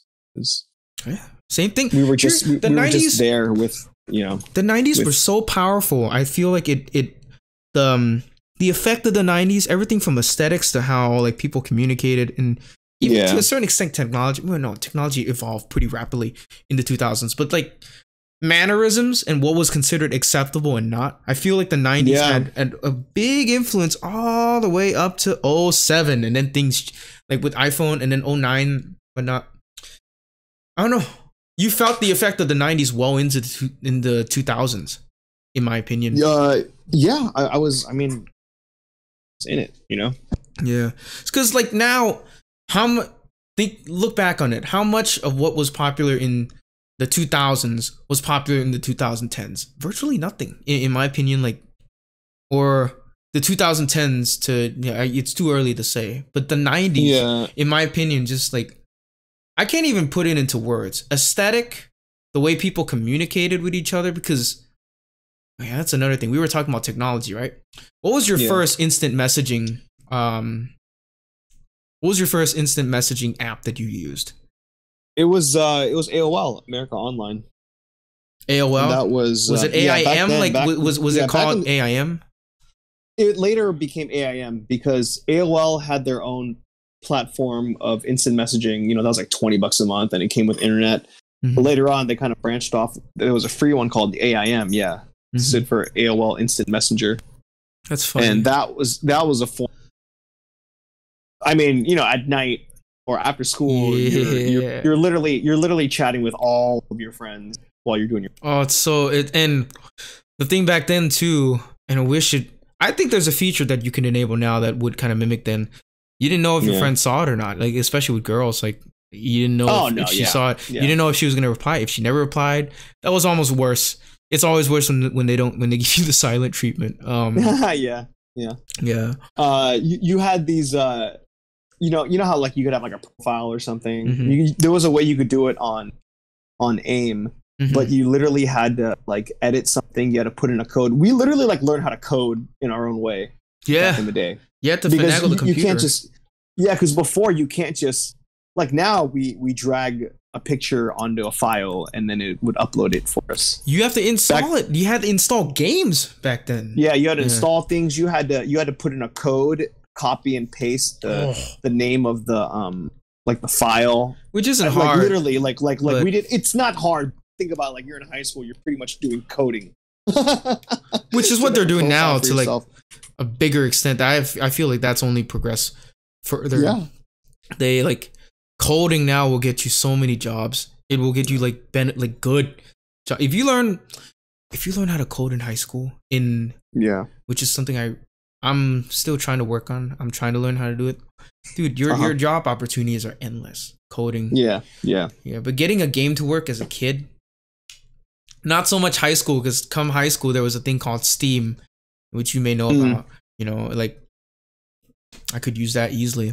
Steam was in 04 when they released Half-Life 2, but they getting a game to work, a game like Half-Life, for instance, which is at the time very demanding on a lot of people's CPUs, on a lot of people's computers. Like my dad's computer, I felt so bad for him. I broke it. It broke probably next to 10 times, and he would always take it. Yeah, it broke because it wouldn't run the game, and in turn it would kind of cause the internal files to be corrupted for whatever reason. Yeah. So he took that thing to be fixed 10 times, and I'm pretty sure he was being scammed because either that or the guys really had no idea what they were doing, which I doubt. He'd take it in and it would come back. Charging him for it. They take it, they come back, it would work, and then it would crash after a little bit. Oh, you install a new game, crash. And you know why? I figured it out. Well, not figured it out. It's common knowledge, but back then it was the wild, wild west of standards when it came to like optimization for your files. Yeah. That's why apps now, they update so much. People complain about updates all the time. Well, the reason is because time is money, you know? Yep. If the app isn't optimized, if you can't use it, you're going to use something else. You know, it's like games now. There are poorly optimized games that are in theory very good, right? Like really A quality top games. But if you can't play it, you're going to go play a cheaper game that is worse in quality, but works. You can join your friends. You can play it with your friends, you know? I don't know why I went on that tangent off of instant messaging. Oh, man, no. It's all relevant. Did you remember receiving, I don't know, as a kid, when you see that first, especially from a girl, but like with your friends or whatnot, that rush of I don't know, not endorphins. What do they call it? It's called endorphins, no? Endorphin / why am I blanking on the term now? It's like just say it's a high release. Yeah, the release you get, like the neurological thing that happens in your brain when like pleasure. Your pleasure receptors of the brain, when you see a message and that bing sound comes on. I don't know what it was for you, but for me it was MSN. Similar, I don't know if you ever used MSN. It was the Hotmail. No. Back when it was Hotmail, but yeah, it was ding. Once you heard that, you knew someone replied, and you'd have to fight back everything to like check it out. It'd be like a text messages now, but like so much more back in the day. I don't know why. It had so much power over like you and ours kind of generation, just kind of. Yeah, because someone had to sit down at their desktop and do it. Nowadays, we could do it wherever we want, anywhere, you know, like writing a message. And in a way, I kind of appreciate that it's not stigmatized anymore. But yeah, especially you knew like if you were chatting with a girl was sitting on a computer chatting with you. She was giving you the time of day, you know, whereas now like her DMs are probably filled with a bunch of yous, and it was that way too, but it was special back in the day. Like, I don't know. Yeah, more so special. Yeah, remember. Have any interesting? I have a ton of interesting stories about instant messaging. I can go on and on. I mean, nothing as. I don't know. I would message girls anything all the time, dramatic. Yeah. I message my friends all the time. There were girls that I guess I liked, or we'd be flirting, but we would. I just remember specifically there was this one girl. She's 1 year younger. So was that one chick? Yeah, I know there was there was a bunch, but there were girls that I would instant message when I'm at home, but when we're at school, I don't even talk to them. We don't even say hi to each other. Like, isn't that great? That still persists to today. That still persists. Yeah, it's really weird. Which is why I remember I did that. And why? That's so weird. Yeah, I don't know. There was one girl that I really liked. Mm-hmm. But I mean, literally, when I was in high school, I liked everyone. I liked every female that showed me attention. I don't know if I like every female, but they were definitely, yeah. Yeah. There was one girl that I would message, and then she would always reply with, "Hey, what's up?" Then after that, never say anything. She never writes anything after that. She had that default of saying, "Hey, what's up?" just to be nice enough, and that was it. It's such a rush. I mean, especially if you don't consider yourself popular. I mean, you pretty much tell. I wasn't the popular kid in high school at all. You know, I was lucky enough to have a bunch of different friends that did a bunch of different things. I was a little bit of everything, right? Like basketball, music, those two alone. You know, ministry team, that too. Whenever the cute girl talked to you, it was this cute girl a year below me. I didn't really have a crush on her like that because I knew that she's probably never going to be interested in me. Yeah. But this girl actually talked, like instant messaged me, and she talked to me in class too. I'm like, whoa, what? Like, are you blind, ma'am?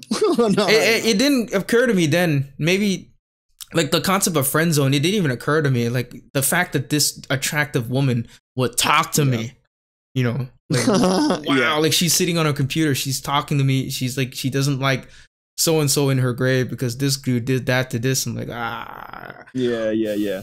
Pretty sick. I should be doing my homework, but I met my first girlfriend on there. We'll call her Jay.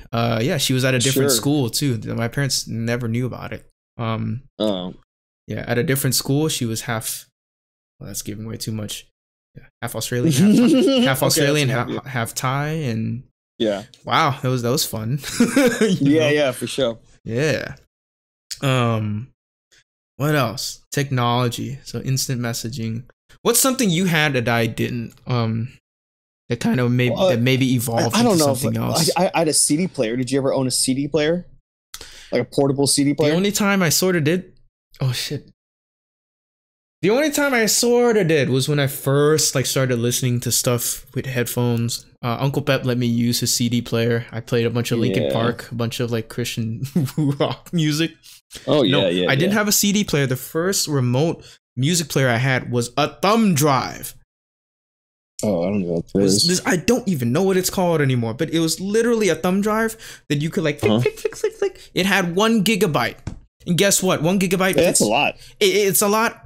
But when you like music the way I do, it's not enough. Oh, yeah. So come, I also had the iPod Nano, and later on I purchased the last iteration of the iPod Classic. I still have it. 150 gigs. That's a lot of music. You can listen. You put all that stuff. Put podcasts on it, and listen to it on the plane. I can listen. If I were to go to Thailand right now, I'd download the David Blaine, Joe Rogan one. I'd download a bunch of Joey Diaz stuff, put it on my iPod, and not worry about it, Mm-hmm. No, but our first portable player was this thumb drive that you could just barely flick. And the worst part about it was because it was 1 gigabyte, if I wanted more music on it, I had to delete old stuff. And it was and it wasn't like you could select where it was. You had to flick till you get to the song. Really? Yeah. I couldn't choose. I couldn't choose. I had to tick, tick, tick, tick, tick, tick, tick, tick. That's rough. Oh, there's Linkin Park. All right, tick, tick, tick, tick, tick, Beethoven. All right. So you had a CD player. What you walk around with? Walkman, right? I don't know. No, it was I don't even know that. Is Motorola? Okay. I don't know. Sony. I don't know. Whatever brand. What was. Did you walk around with CDs? I would have 2 or 3 CDs in my backpack. I'd have a CD player that I hang on to. I have my headphones on, which is so stupid because when you're in high school, you're listening to music, but someone's going to stop you. You're going to see one of your friends. You got to take your headphones off to talk to them anyway. So why? No, but even the aesthetic of wearing headphones is, in high school, you consider that kind of cool. It was kind of cool. On, Super lame. Yeah, I'm just having trouble admitting to it because it's so lame, but I definitely did that. Oh, I did that too. I walked around. I thought it was dope. I was listening to heavy metal walking down the hall. I used to wear baggy pants. I used to sag my pants and I thought I was cool. That's embarrassing. Well, Eric, you don't wear baggy pants anymore? Are you like, no, my pants are skin tight, and I wish I can go back in time and tell myself, like, hey dude, wear all the baggy pants you want. You're gonna grow up and wear pretty much leggings. and it's popular now. I know, my pants are so tight now, I don't care. You can see, wait, like, they're so tight? No, you were. I think you're being too harsh on yourself, dude. I think you're fine. No. I'm not saying this to be harsh on myself. I'm just speaking the truth. Like, I purposely buy super tight pants. Or I don't know. See the, do you like? I want what? You want people to see it, but I think it's also the comfortability factor. Like you were tight but stretchy, right? Yeah, of course. Yeah, so like it's comfortable. Baggy for me always tripped me up. It was cool, like wearing sockless or like ankle socks with basketball shoes. That's terrible for your feet. Like it's terrible for your like that area right above the ankles, your cankles or whatnot. Oh, it like burns. Yeah. I don't know why, and the support is so bad. Like, cause socks are supposed to like. I'm glad long socks have come back. Like. that started to come back when I was in high school, honestly. Yeah. I came to the States for a basketball camp. All these kids were wearing long socks again. I'm like, all right, I guess I gotta do it now. And I thought my game actually improved. Maybe, yeah. Dude, the one thing I regret for basketball. Yeah. I don't know why I'm bringing this up again, but I didn't wear compression shorts in high school. Oh, yeah. I mean, I don't know if that was really a thing, though. No. In high school, it was a thing. I saw a lot of my friends wearing it. I just thought it was weird. But then when I tried it on, I remember it very clearly. It was one of the first few days after the season ended. You know, it was bad. You know, kind of emotional. We failed to capture a championship at this invitational tournament. You know, it's like, let's go play some ball. I went to the store. We were at the store. I saw some compression shorts for the cheap. They weren't very good. Yeah, I put them on to play basketball. Dude, it was like I could do things I never did before. All because my junk was in place, you know, and I wasn't chafing everywhere. Yeah, it keeps your legs, like your stuff, it's like warm, you know? Yeah, I don't know, it's the tightness. But was that a huge thing when you were in high school as well? Or did you guys wear boxers under your shorts? We just wore whatever underwear underneath. And then as far as socks, it was either like ankle socks, no show. Oh man, no show. Or as a team, we all wore like long socks up to our knees. Like what soccer players wore. Mm-hmm. There was no in between. It was either or. It was either or. Hey. Yeah. Did you have how many Jinkos did you have? I thankfully I had, but I had Eric, my jeans. How many of them do you had? You had none. I had none. I mean, I can. All right. There was a store at all the malls called Miller's Outpost. Miller's Outpost later on changed to Anchor Blue. They had jeans and their categories were baggy, beyond baggy, and then huge. Those are the three category of jeans. So I bought jeans from there. And why not? You know, if you could buy a pair of jeans for $20. You know, the real tragic thing is, like, your era of high school, that's like the golden era of sneakers that were coming out. But you would just see pictures of people with you can't even see the goddamn shoe. That's true too. But I remember my sophomore year of high school was 2001 or whatever, 2001, and that was the first time Jordan brand retroed the 11s. Oh, that must have sold like wildfire, huh? That was a huge deal. Like, was it the DMP pack or? Was it just the first retro? I think they started with like the Concords, later on black and red. You had those. Was it the first retro that you had? Because I remember you showed us one time. We were at the house. You were like, "Oh, Jordans, huh? This is the one everyone's looking for." It was just kind of like black and white box. I had those, but I bought those like years later. I bought them for $4. Like this is years later, but this in I think late 2000 and maybe 2001, they finally retroed the 11s, and then everyone cut class to go buy them. How much were they? It was crazy. They were $125. Oh, you can. It's at least another $100 now for Jordans. It's at least another $100 now. And back then, I didn't care about Jordans. I mean, the cost of inflation. Because you cared about money, huh? Was it high resale value even for back then? No, not as much. It was pretty easy to get. I mean, you had to wait in line, but it was pretty easy to get. Jordans, man. Jordans, yeah, because back then when I played basketball, like I just bought like whatever shoes. I didn't care what shoes I wore. They just as long as they were like Nike or something. But as far as shoes that I wore to school, I always wore either Air Force Ones, K-Swisses. You ever heard of K-Swiss? K-Swiss, yes. I had a pair. Man, I wore those all the time. They were comfortable. At least the pair I had. It was nice. Jordans, though. They're 11s, they're not nice, but those are the next ones if I ever buy sneakers again, because I'm kind of over it. I have the two that I like. Yeah. I would buy 11s, yeah. I'd buy like either the Concord or the Bread. Like either one of those. If I think I might be done with sneakers after that. Like, cause I haven't bought sneakers like that for 2 or 3 years now. I haven't been into it. If you could go back and reinvest, go ahead. Reinvest? Sorry. I cut you off. Oh no, that's fine. I was talking about how formals like winter ball or prom. I remember I had friends that would wear the 11s with their tux, and I thought that was just so tacky. But everyone does that still to this day. People have their weddings. I would do it. 11s. I wouldn't do it to my wedding, but I would. It's a little tacky. I would do it to somebody else's wedding. For sure. It's still done to this day. I just think it's super tacky. Yeah, you remember that one guy for my college graduation, RT, shout out. He actually wore it. I was like, man, oh really? Yeah, he wore Concords. Everyone else had dress shoes. This is the only guy that had Concords on. He went to this one wedding. He had Yeezys on. I'm like, man, I wish I. Damn. Yeah.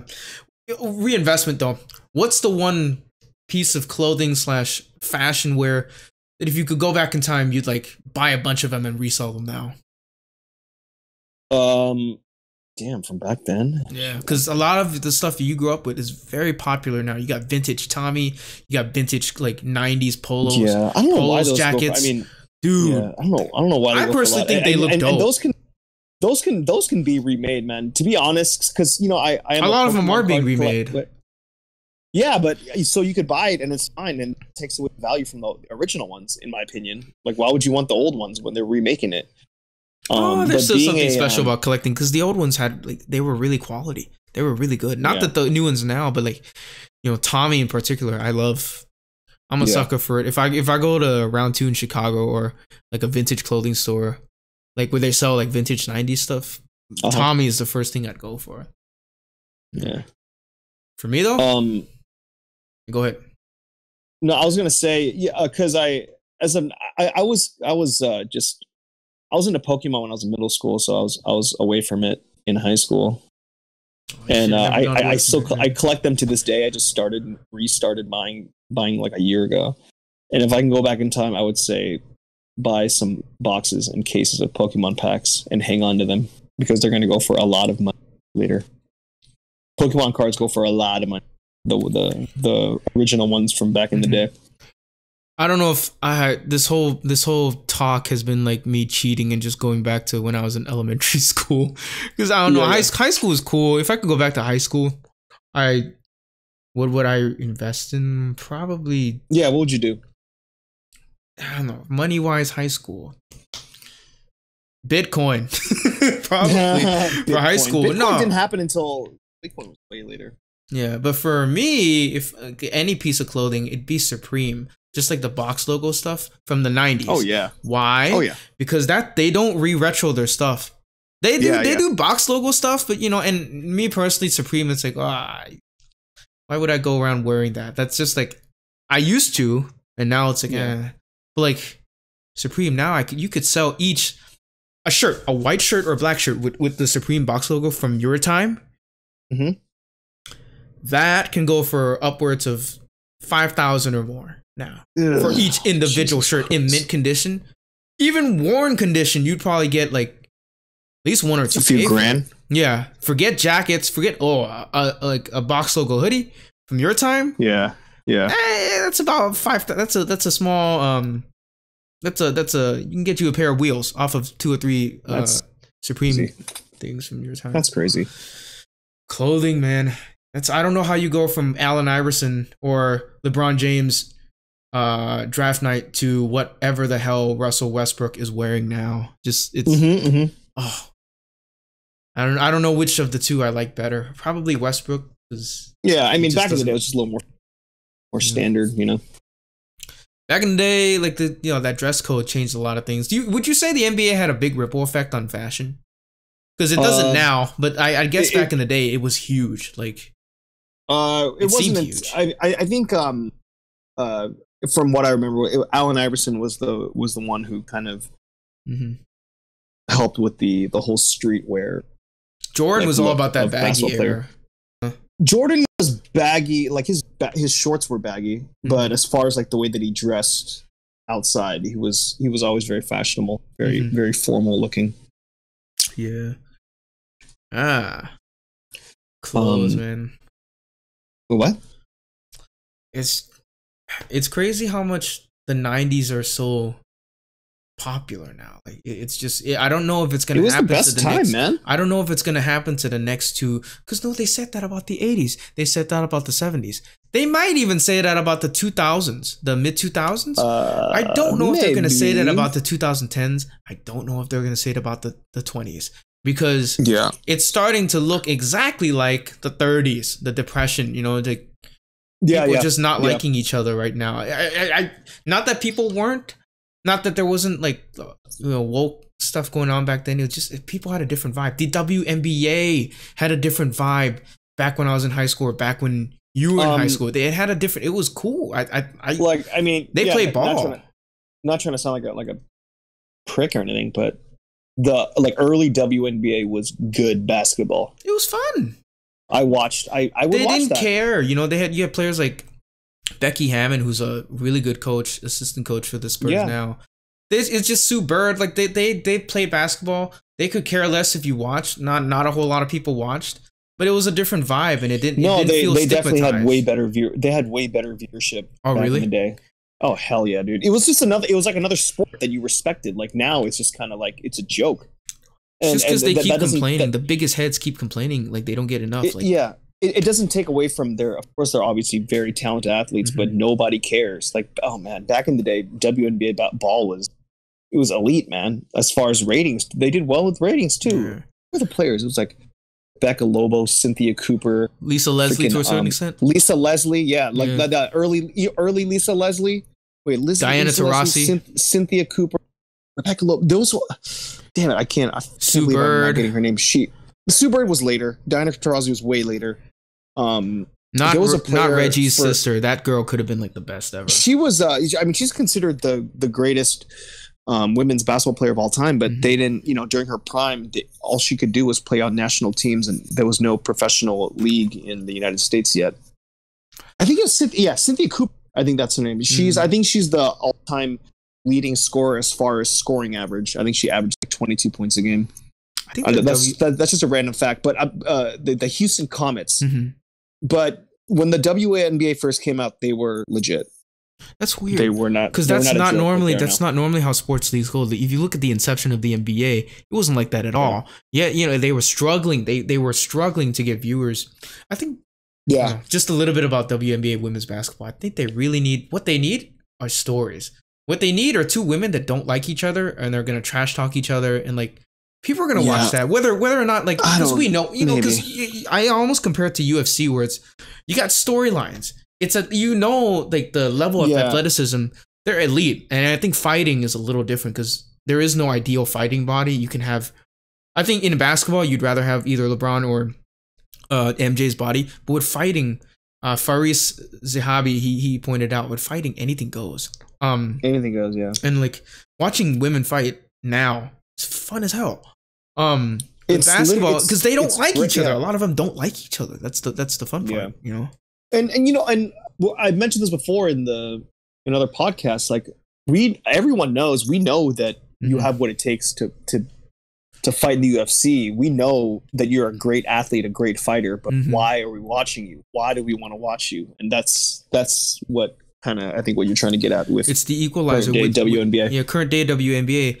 I feel like if they stopped caring, I'm getting paid. You're getting paid to play basketball. You're comparable money. You're getting paid to play a sport that you would have done for free. You're not getting Stephen Curry LeBron James money is because they drive in a bunch of revenue. But hey, guess what? You're getting paid. Yeah. You're getting paid to play, and you can live in nice suburban housing, or you can live comfortably. If you're one of the best. And I just feel like it needs a couple women that just don't like each other, that will trash talk each other. They're like, I'm gonna cross you up. I'm gonna push you. Like that. Honestly, if they started doing that, it might be more popular than NBA. We need that story. Become more popular than NBA. We can't. We can't change. Like, the answers can't be something that we can't physically help. Like, you can't just be like, well, if they jumped higher, the ball was even smaller, and that's the greatest. And the hoop was a foot lower. Like, that's not going to help. That's not going to. No, you need one girl or one woman out there who's not going to be. There's Sabrina Ionescu right now, who's like, she's picture perfect, but if she started having an attitude and like cross people up and got in their face about it, started being cocky, and people didn't like her, and then other players just start to like go at them a little bit. I guarantee you, people would probably watch that over the NBA at this point, because NBA people are such friends. Maybe it's Anthony Davis plays soft as hell. If you had I could go on that, but I'm trying to keep Anthony Davis was he's only a few years removed from being the most efficient player in like, as far as like efficiency points, efficiency average, his overall game. He was like the number one player for how many years? Is he just sucking now? Anthony Davis. Your name is Let me frame it for you, okay? Yeah. Your name is Anthony Davis. You're playing on a team called the Los Angeles Lakers with LeBron James, who is slowly starting to decline in age. Yeah. You know that he has chosen you of however many other basketball players that there are. He targeted you to come to the Lakers to perform. Yeah. And he's ready at some point in the very near future to give you the keys to the kingdom. Think about that. Yeah. LeBron was Anthony's favorite player in growing up. You're playing alongside your childhood idol. At this point, skill-wise, you can actually be better than him. Oh, and by the way, you can do that, if you do that and you come out there with grit and energy, not only is he more willing to give you the keys to the kingdom, it'd be like if Kobe was playing it'd be like if LeBron was playing alongside MJ. That's the stakes we're talking about, with Anthony Davis. And I look at yesterday's game. I've been looking at these games in the past few weeks, and this guy walks along the 3-point line, kind of la-di-da, jogs around the perimeter, and doesn't do anything momentumly, rhythmically for his team. If you're a big man, if your name is Anthony Davis, get your butt in the post. I mean, he was. Look at someone like Tim Duncan, who isn't nearly as athletic. Tim Duncan, his last 3 or 4 years. I take that over Anthony Davis today, right now. Yeah. Right now. Anthony Davis went. He scored 28 yesterday, but on 33% shooting, which is awful. 0 for 5. 0 for 5 in threes. Damn, LeBron James had a hell of a game. Problem with LeBron. That's a thick triple-double, man. He had the most rebounds I think he's ever had. But LeBron yesterday, I'm sorry this has gotten to this. I can't avoid talking about it right now. But freaking, the problem is LeBron, he is clearly declining. He's not the LeBron 5 years ago. Because guess what? LeBron 5 years ago wouldn't stop doing that. He wouldn't stop slashing against the Blazers. Because the Warriors were defensively very good. That's how they were able to inhibit him, Yeah. They were the number one offense. They were probably the number 1 or number 2 defense. The Blazers, if you out-rebound them, which they were out-rebounding them, they just weren't converting their easy baskets. That's it. Yeah. You win the series. Knowing that, Do you think realistically the Blazers can pull this off? Yes, 100%. Really? If the Lakers don't get their stuff together, if they don't have a real LeBron, you see, the problem is you can't ask LeBron to really do that anymore. That's the problem. He really is kind of, he throw down that fat triple-double, but in the games, in the waning, closing minutes of the game, Anthony Davis, if he steps up, that's it. If he had Patrick Beverley's attitude, The Clippers don't have a Well, chance. yeah, but that can go for any. If you gave, that's like saying if Allen Iverson was 6 foot, like he'd be unstoppable. Yeah, it's the same thing. It's a mentality. No, because we said that the same thing about Russell Westbrook. Yeah, I don't know, man. He's pretty damn good. No, he's pretty damn good, but like his competition there's a certain point where competitiveness meets IQ. That's why MJ is regarded as the greatest, right? Because he had that drive and he had that like just drive skill, and then he had high IQ. That's the thing with LeBron. That's why we still consider LeBron to this day. But to wrap it up with AD, Anthony Davis, man, it's only one game. I realize that, but gosh, like, dude, your name is Anthony Davis. You're not. Like, come on, you're regarded as a top 5 talent in the league. Yeah, and you're gonna let this little, Damian Lillard, who, by the way, Damian Lillard's been swept a lot of the times in the playoffs. You realize that? He's never beaten the Warriors in the playoffs. He's been swept by the Warriors, and the only other team he's been swept by, the New Orleans Pelicans. Who was on the New Orleans Pelicans? Anthony Davis. Yeah. If you're that, anyway. Yeah. I'm watching in a separate tab, I'm watching Dallas take on the Clippers, and the Dallas Kawhi just dunked. Dallas is winning by 12.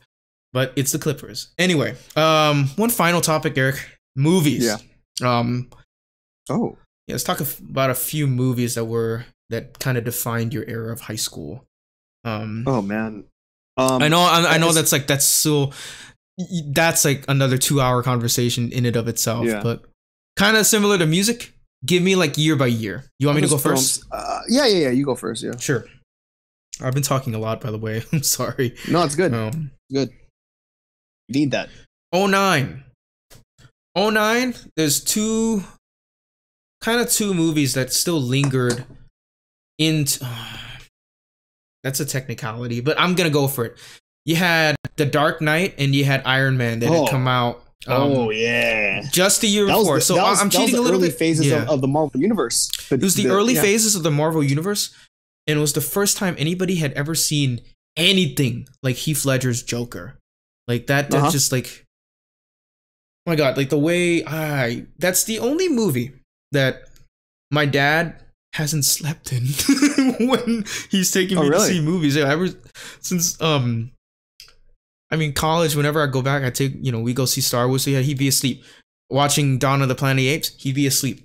Watching anything, he kind of, Dark Knight was the only movie he sat there like kind of, in his own Rayong kind of way, kind of, yeah, I mean, it was, cool. It was but for me, I was like, what's gonna happen?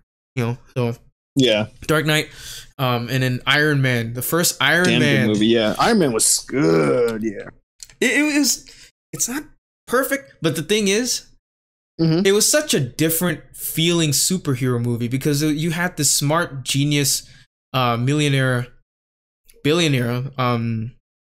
playboy philanthropist. That's his quote from the Avengers. And yet he was so fun. He was Robert Downey Jr.'s like kind of rebound after like kind of struggling in the public eye, right?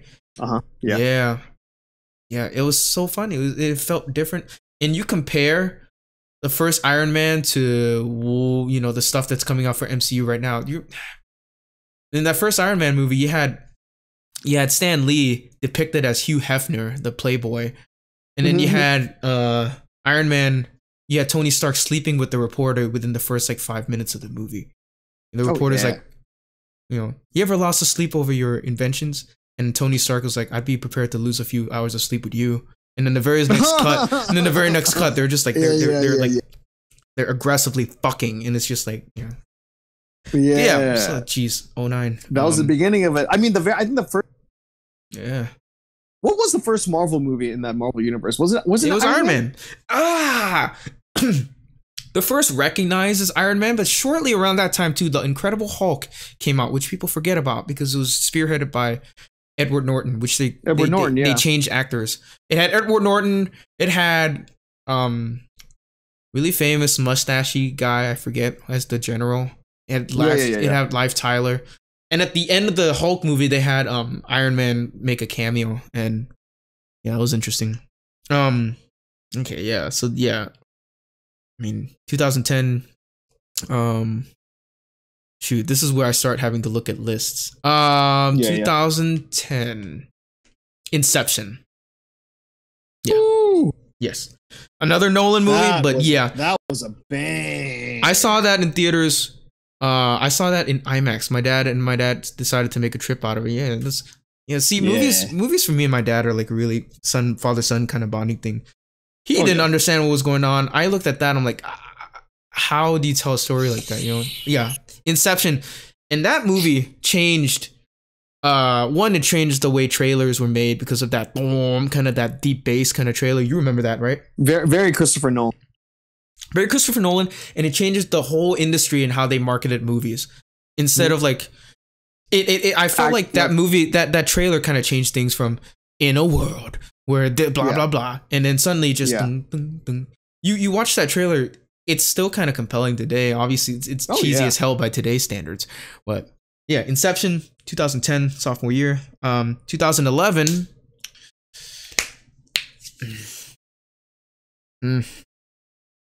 Harry Potter. Oh, yeah. I think around that time, Harry Potter and the Deathly Hallows, it was the culmination of like years of Harry Potter movies, kind of like Game of Thrones, only now you can't even put Game of Thrones in the category of good stuff anymore. Man, I forgot about Game of Thrones. I'm sorry. Hey, dude. Oh, by the way, Westworld, really fun. Yeah. If you get over season 1, which is very, very bogged down and like they shove exposition down your throat, like they fist it down you. Season 2 is hella entertaining. I'm working my way through it right now. So if you still have HBO, give it a chance. If you know someone who does, give it a chance. Oh, I got it. I have it. Give it a chance. It's not. Yeah. Oh, it's so good. What was I saying? Harry Potter. Long culmination.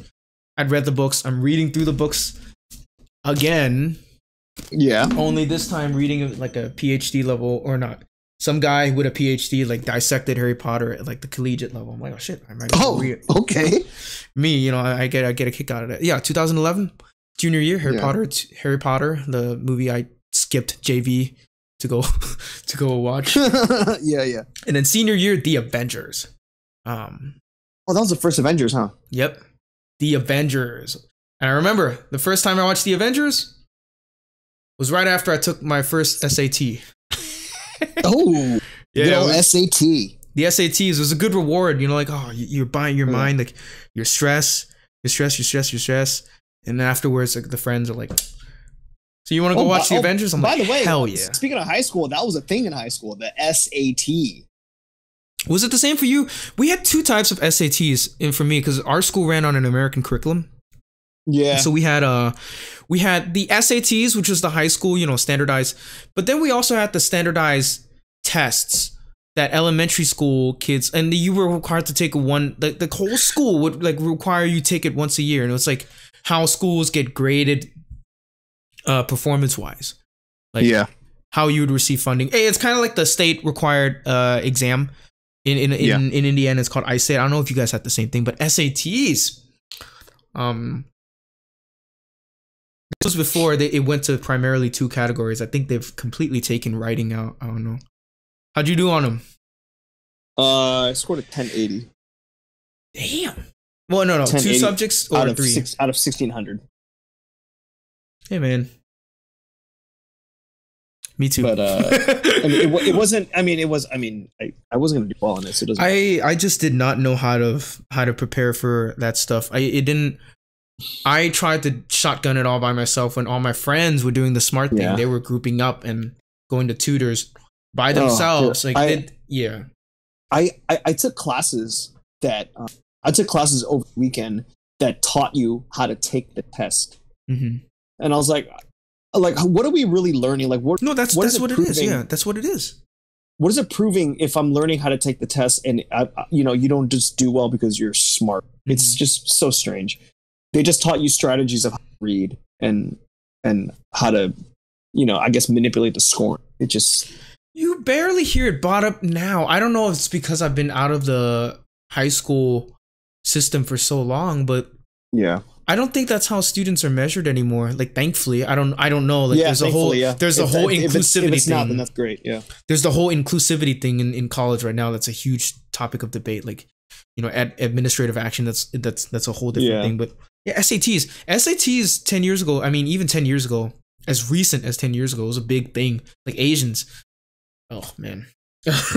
Nothing like an Asian gathering of like, oh, how do you do the math session? And I was terrible at it. My highest SAT thing was writing. Yeah. That's what I'm good at, but like even reading was comprehensive reading. That stuff is toxic, man. I don't think I didn't do well on reading just because you know me, man. I like to read, right? Like, yeah.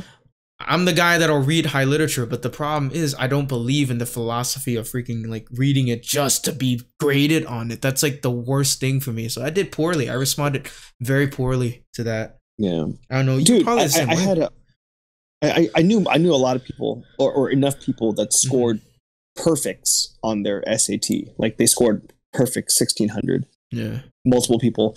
And there was this one girl I remember, she scored like a high 1500, like missed one or two questions or something. I don't know how the scoring works. She Asian? And her dad was literally just a complete dick to her because of that. He had to wait for her to retest. And I remember like she had friends that scored perfect and he'd be really nice to them and then just like blatantly mean to her in front of everyone. Was she Asian? Was the dad Asian? Of course they were Asian. I'm just like so embarrassed for that, Yeah, do you think, honest question, man, do you think that stereotype has gone away with Asian parents in America? Do you think that's changed as the years have gone by? I don't know, man. I don't know. Because I'd be surprised. You guys are parents now. We are parents now, Yeah. I'm parents. My friends are parents of babies. You guys are parents of 10-year-olds. So think about it. Like, do you think that's really gone? Do you think that's gone away? I don't. I hope so, but I wouldn't be surprised if it's not. Bear in mind, man, I don't want the hard work aspect to go away at all. Like, I feel like in America, you guys have such a leg up. Today I just got back from working at this grocery store. I just feel like you learn so much. Working. Like you guys have an immediate leg up because you work. There's way more that you learn. If you send dude, there's some privileged kids that all you need to do to ground them, dude, make them work at a Starbucks, make them work at a McDonald's or something like that. Yeah, but there's things you learn: multitasking, managing your stress levels, your brain. The thing is, at a certain age, you get ashamed. Like you feel a certain way when you ask your parents for money to buy something, Yeah. For me, it started happening in high school. I'm like, I'll save up. And my definition of save up, because kids in Thailand really don't work. The whole cultural mentality is education. So my way of saving up was not spending money so that my parents would put more money and it would roll over, kind of like rollover data in America. Yeah. So when I told my friends, I'm saving up for a concert ticket, I'm really just buying my time from parents to, all right, your weekly stuff, boom.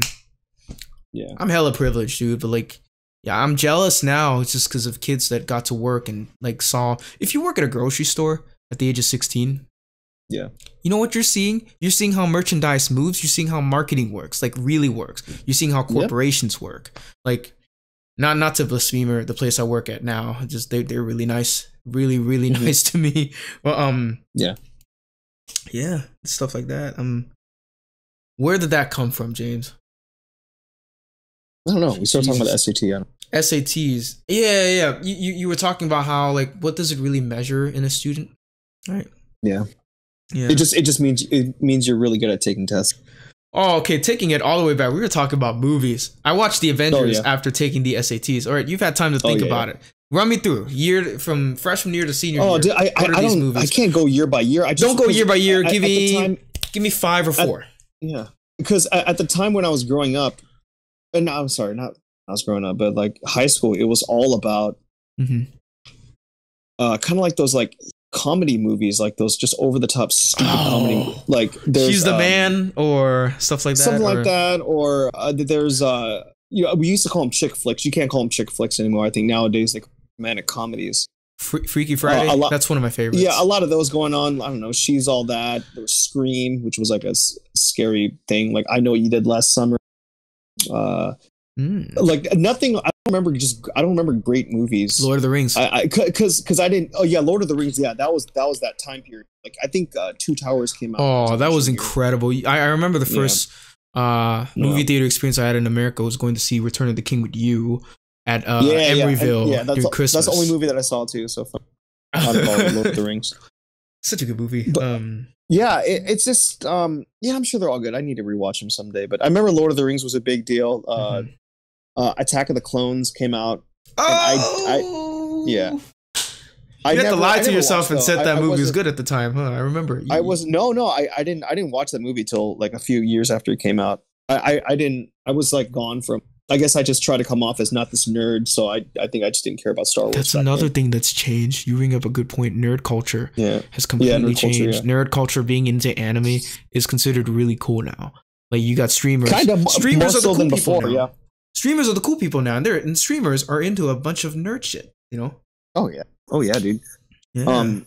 But it moves like that. I remember Rush Hour. Like I'm just naming some like crappy movies that would be considered crappy by now. There was Rush Hour 2. I love that movie. I remember there was a movie called Shaft. It was a remake with Samuel L. Jackson. And I remember I saw that movie with this girl that like my very first girlfriend ever went to the movies, United Artists in downtown Philly.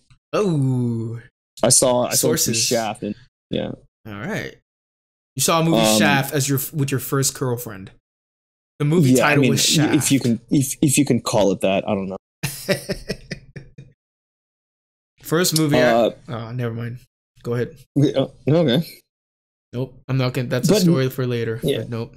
Yeah. No, nothing super memorable that I remember. Like I can look up. Maybe if I Wikipedia'd like the movies that were nominated for awards in those years, I would remember better. I just remember movies movies were more a thing that you just did with your friends on Friday, not so much because it was a movie that you were just dying to watch. Oh, you had to be a different kind of privilege to have for your parents to allow you, because it was hard enough on a Friday night, right? No, they barely did. Or barely Friday or Saturday night. But man, if you're at school the next day and you still went to go see a movie, you were the cool kid for me. I was never able to do that. Like the few times I was able to, I probably went out with my friends maybe 5 times throughout the year. Maybe. I was never allowed to do anything. It's so weird. All right, so you named a couple of chick flicks, but like, come on, like, what was some of your favorite movies from that time? I remember just not so much going to the movies. It was just movies that I owned. That's fine. Movies that you owned as well. There was like Saving Private Ryan, but I think that came out 98 or something. No, that came out in 94, bro. That was a long time ago. Saving Private Ryan. No, that was not. Let's see. Not when you were in high school, for sure. Like that's an example of one. 98. Sorry, yeah, 98. My bad. Yeah, 98. Did I say 98? Yeah. Yeah.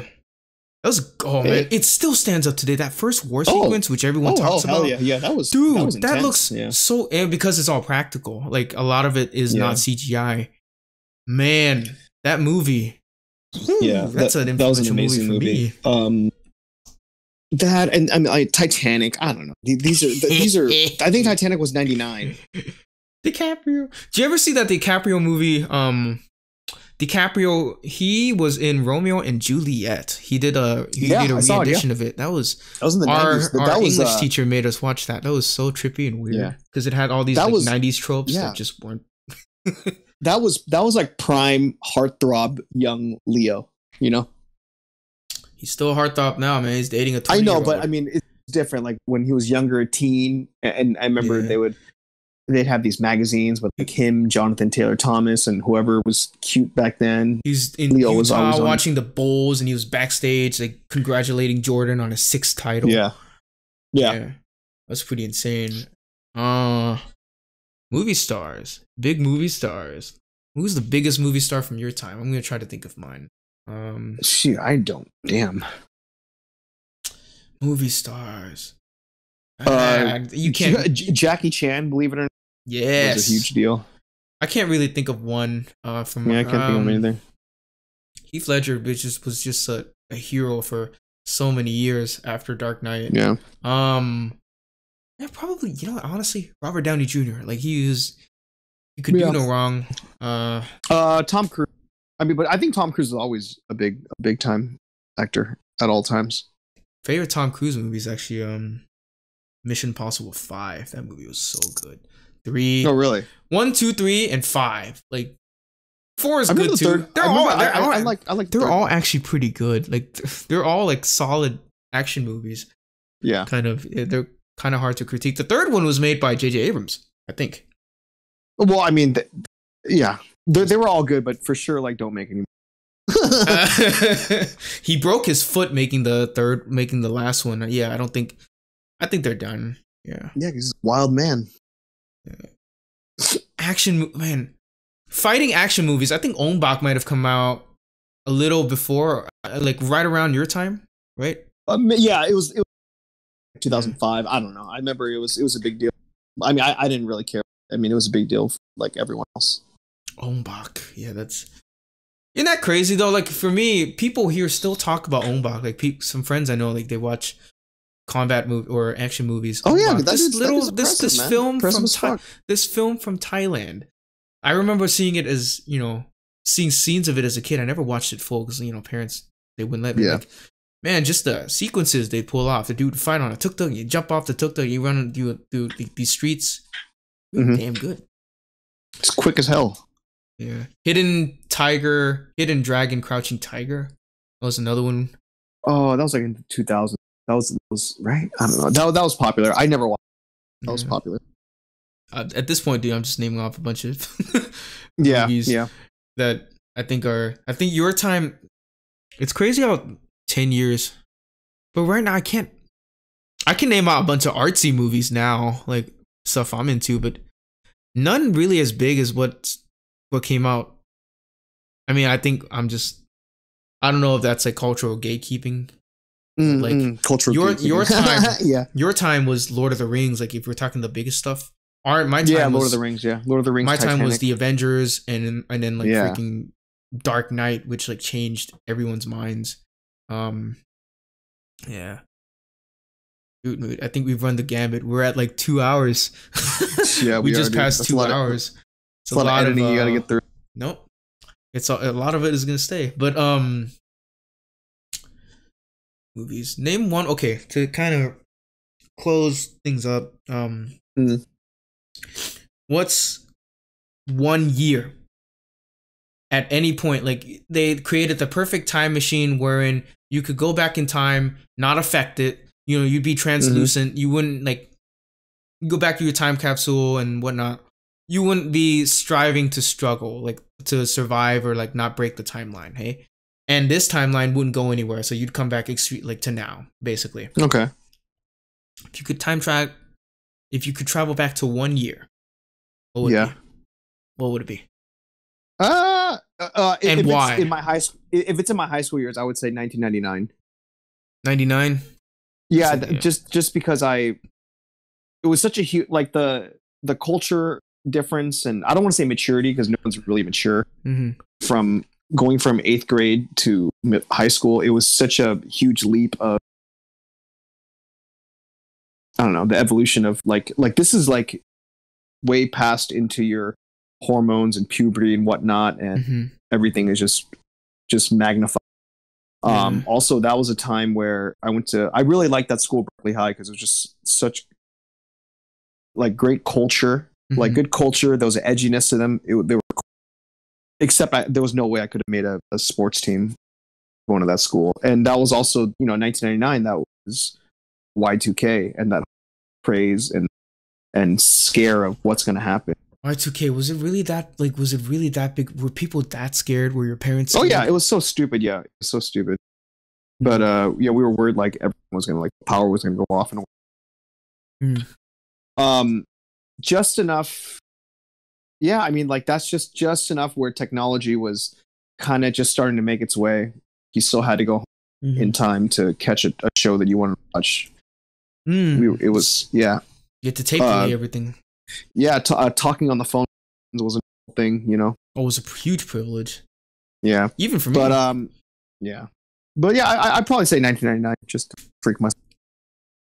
For high school, yeah, I'd probably go back to, similar to you, I'd go back to 2009 just because like that year, I mean, I think freshman year, that's like a pretty big year. Like freshman year, sophomore year, junior year, yeah, it really boils down to freshman year and senior year, like the apex kind of changes that happen in your brain. Yeah, like the 09 would be an interesting time to go back just for a personal thing, but for me, really honestly, for me, I don't know why I'm so particular about it, but 03, 03 or 04, it's kind of like that nice little apex where, everything music, media, sports, and Kobe had just won his third, like Kobe and Shaq, they just won third. Right around there. It's an interesting cultural standpoint because it's like in the years leading up to 07, I feel like the power of the 90s was still there, but the technology had developed a little bit to where people were enjoying like the best of a lot of worlds. In video games, you had Half-Life 2, you had Halo 2, you had Super Mario, Super Smash Brothers, Mario Sunseeker. A lot of these great games. Mario Sunshine. Sunshine. Sorry, Sunseeker. Sunshine. That's a great game, by the way. Yeah. I mean, games that we consider staples. Video games as we know them, like AAA, take your, influential. That was a year for it as well. 04, 03, 04. Linkin Park. Oh, yeah. Personal bias. Good old Linkin Park. Yeah. Just to see them in their hate. Like my grail piece of clothing that I want is a shirt that says Meteora Tour, like the Meteora Tour with Bangkok on it. If you can, if you find it, I can't. You can find a bunch of tour shirts on eBay from that time period. Meteor, North American tour, European tour. I can't find an Asian tour. And I know they were there. I know they were in Bangkok in 04 because there's footage of them playing in 04. I just know at that concert, there's people wearing tour shirts, and on that tour shirt, it said Bangkok. I can't find it. I don't know if anybody's listening 2 hours into this, you're hearing this. All 12 countries. All 12 countries, all 700 views, roughly. Hey, if you find Bangkok on a Linkin Park 2004 shirt with Meteor on it, let your boy know. Let your boy know. All right, Eric, we are... Like I said, we're 2 hours in. Is there any like lasting memory like that just stands out? Maybe to not you? a lasting memory, but I do have something I wanted to go over, like someone I wanted to ask. It's really quick though. Oh, yeah, that's fine. If you can go back in time as yourself and you're talking to yourself back then in high school, a piece of advice. Oh, what would you tell yourself? That's like every application that I've signed. That's so rough. In high school, it has to be high school, hey? Yeah, it's gonna be yourself in high school because I feel like high school, like you're kind of learning like pretty rapidly. You're maturing, and then you're kind of off to what is kind of like the done. I do something similar to what my high school PE teacher did. This is a story I have. My high school PE teacher. I love him. I love you, Mr. George. It was right around the time where I was starting to maybe be a little dick. I was a bully almost to this one kid. Because I was a lot of insecurities. I wanted to be a jock almost, like, and in PE I would kind of like toy him up a little bit. Like, yeah, if you don't pass me the ball, I'm gonna do this, blah blah blah blah. I'm not gonna do that shit. But like in high school, kids are ruthless to each other. First off, but like you bottled insecurity. Right on your sleeve, and then that comes out in some pretty nasty ways. But I was going off on him one day, and Mr. George happened to hear it, and he said, "Do what?" Like he loudly in front of everyone. Do what? What are you gonna do? What are you gonna do? It's just he's not very tall. He's this really kind of pudgy Midwesterner kind of kind guy. Man, when he said that, I froze. Like I went white. I turned cold. Then he took me aside into his office. He kind of screamed me out Greg Popovich style. Like, why are you doing this? This is not who you are. You will not do this in my class. You do not bully someone else. It was like almost, dude, he made me cry. Yeah. I went in, I took it, went into the bathroom like, you do not act, you are not a bully. What are you going to do? Like, what are you really gonna do? And that really got to me at that point. Kind of like, yeah, what am I gonna do? Am I gonna punch who was beat him up? You like beat them am up? am I gonna beat him up over not passing me the ball? Am I gonna beat this guy who was my good friend in high school? That in middle school that I'm, for whatever reason, I'm like starting to bully now. Man, yeah. I went into the bathroom and cried. All that to say, you know, and I know that James in 2009 had a lot of anger issues. Yeah. Okay. Very easily angry, very sensitive to today. Couldn't take a joke.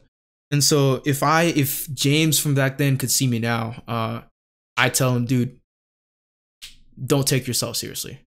You know? Wow. Don't take yourself seriously. Laugh at yourself. When your friends are laughing at you, laugh at yourself, you know? Yeah. You know, there's a difference between being the butt of a joke. Obviously, you know, you shouldn't take being laughed at, you know, because that all kind of also ties into, you know, allow yourself to be you. If you know, don't the whole popular thing. Who gives a fuck? If you want, like, go hang around people that appreciate you for who you are. I know that's so cheesy, but like, no, it's true. There were so many friends that were so much better than the cool kids, but I wanted to be with the cool kids. And more often than not, it turned into like a source of stress for me and other people. It's just like, dude, learn to laugh at yourself. If somebody calls your ears big, so yeah, you know, make a joke out of it. Or like somebody said, yeah, exactly. So yeah, I got made fun of in high school for I got into weightlifting at that time. My pecs were like, they looked like man boobs. Yeah. I remember one of the first times I took a joke and like made it my own. They were, you know, these younger kids were like, wow, they look like boobs. And I took them together. Oh, like, oh yeah, you think I'm sexy? Just like really kind of playing it up. And it was the first time I'm like, yeah, you know what? This whole like cool thing doesn't have to be that. Like, it doesn't have to be that at all. You can be, you know, be laughed at, laugh at your own jokes, and laugh at your own jokes. Also, like also, if someone's trying to make fun of you, and then you extend the joke further, then they have nothing. Like the whole like, okay, Asian small dick or whatnot in college, it used to get to me. Like, but then like sophomore year or other years, like, oh, James, is it true what they say about small dicks or Asian small dicks? I took your joke, I took your bit. I'm like, yeah, do you want to see it? And like, just like, completely diffuse attention, make it funny, you know. And that's the whole thing. About you, man. Okay, sorry, that's a long answer from me. What about you? Go back to your high school the same self. As what I said. I mean, like I would tell myself that whatever you're worried about right now, like whatever you think is going to be the end of the world, you're not a part of, whatever it is, it's not that important. You're gonna, whatever you think is important now is not that in the long run. That's so true. There's that, and then mostly social. Then of course to always be yourself. Because when you're trying to be, when you just want to be someone else, it just you're not going to be happy with yourself. Yeah. So always be yourself. Which is, you know, you'll say that to kids now. I catch myself saying to they're not 18-year-olds now. No, they won't. But it's kind of, you kind of have to guide them a little more. So for me, whenever I come across kids, it's like, I ask them, telling them things is one thing, but asking them, I'd probably find a creative way to try to ask a 14, 13-year-old James, you know, going into high school, like, ask yourself, like, does it really matter to her, like, to whoever watching? Are they really going to care about it? No. So then why do you care about it? You know? Yeah, exactly. So yeah.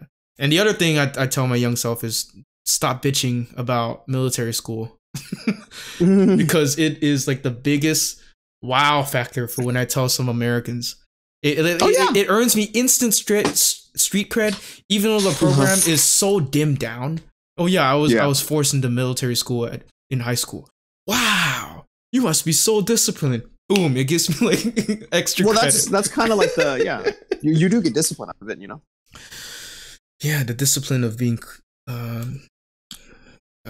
told to sit out in the hot sun by the corrupt military and police force. Anyway, dude, that's been 99 versus 09. In a way, in a weird way, kind of comparing the two. We've kind of gone in circles, you know, just talking about technology. I always love your stories in particular, just because my perception of you is always like, wow, look at Eric, look at the cool things he's doing. He has yeah oh, shit, exactly. And then it looks like he has porno magazines. Oh wow, interesting. You know, like not even but then you realize I'm just regular. That's another area we didn't touch. Thankfully we didn't touch porn. What? I mean, I can get into that, but I think I could. Yeah, I won't. I'm just gonna say I can get into that, but if Tom you were born podcast, if you were born in the 90s or 2000s and you claim that you don't know, you didn't watch porn as a kid, you are lying, sir.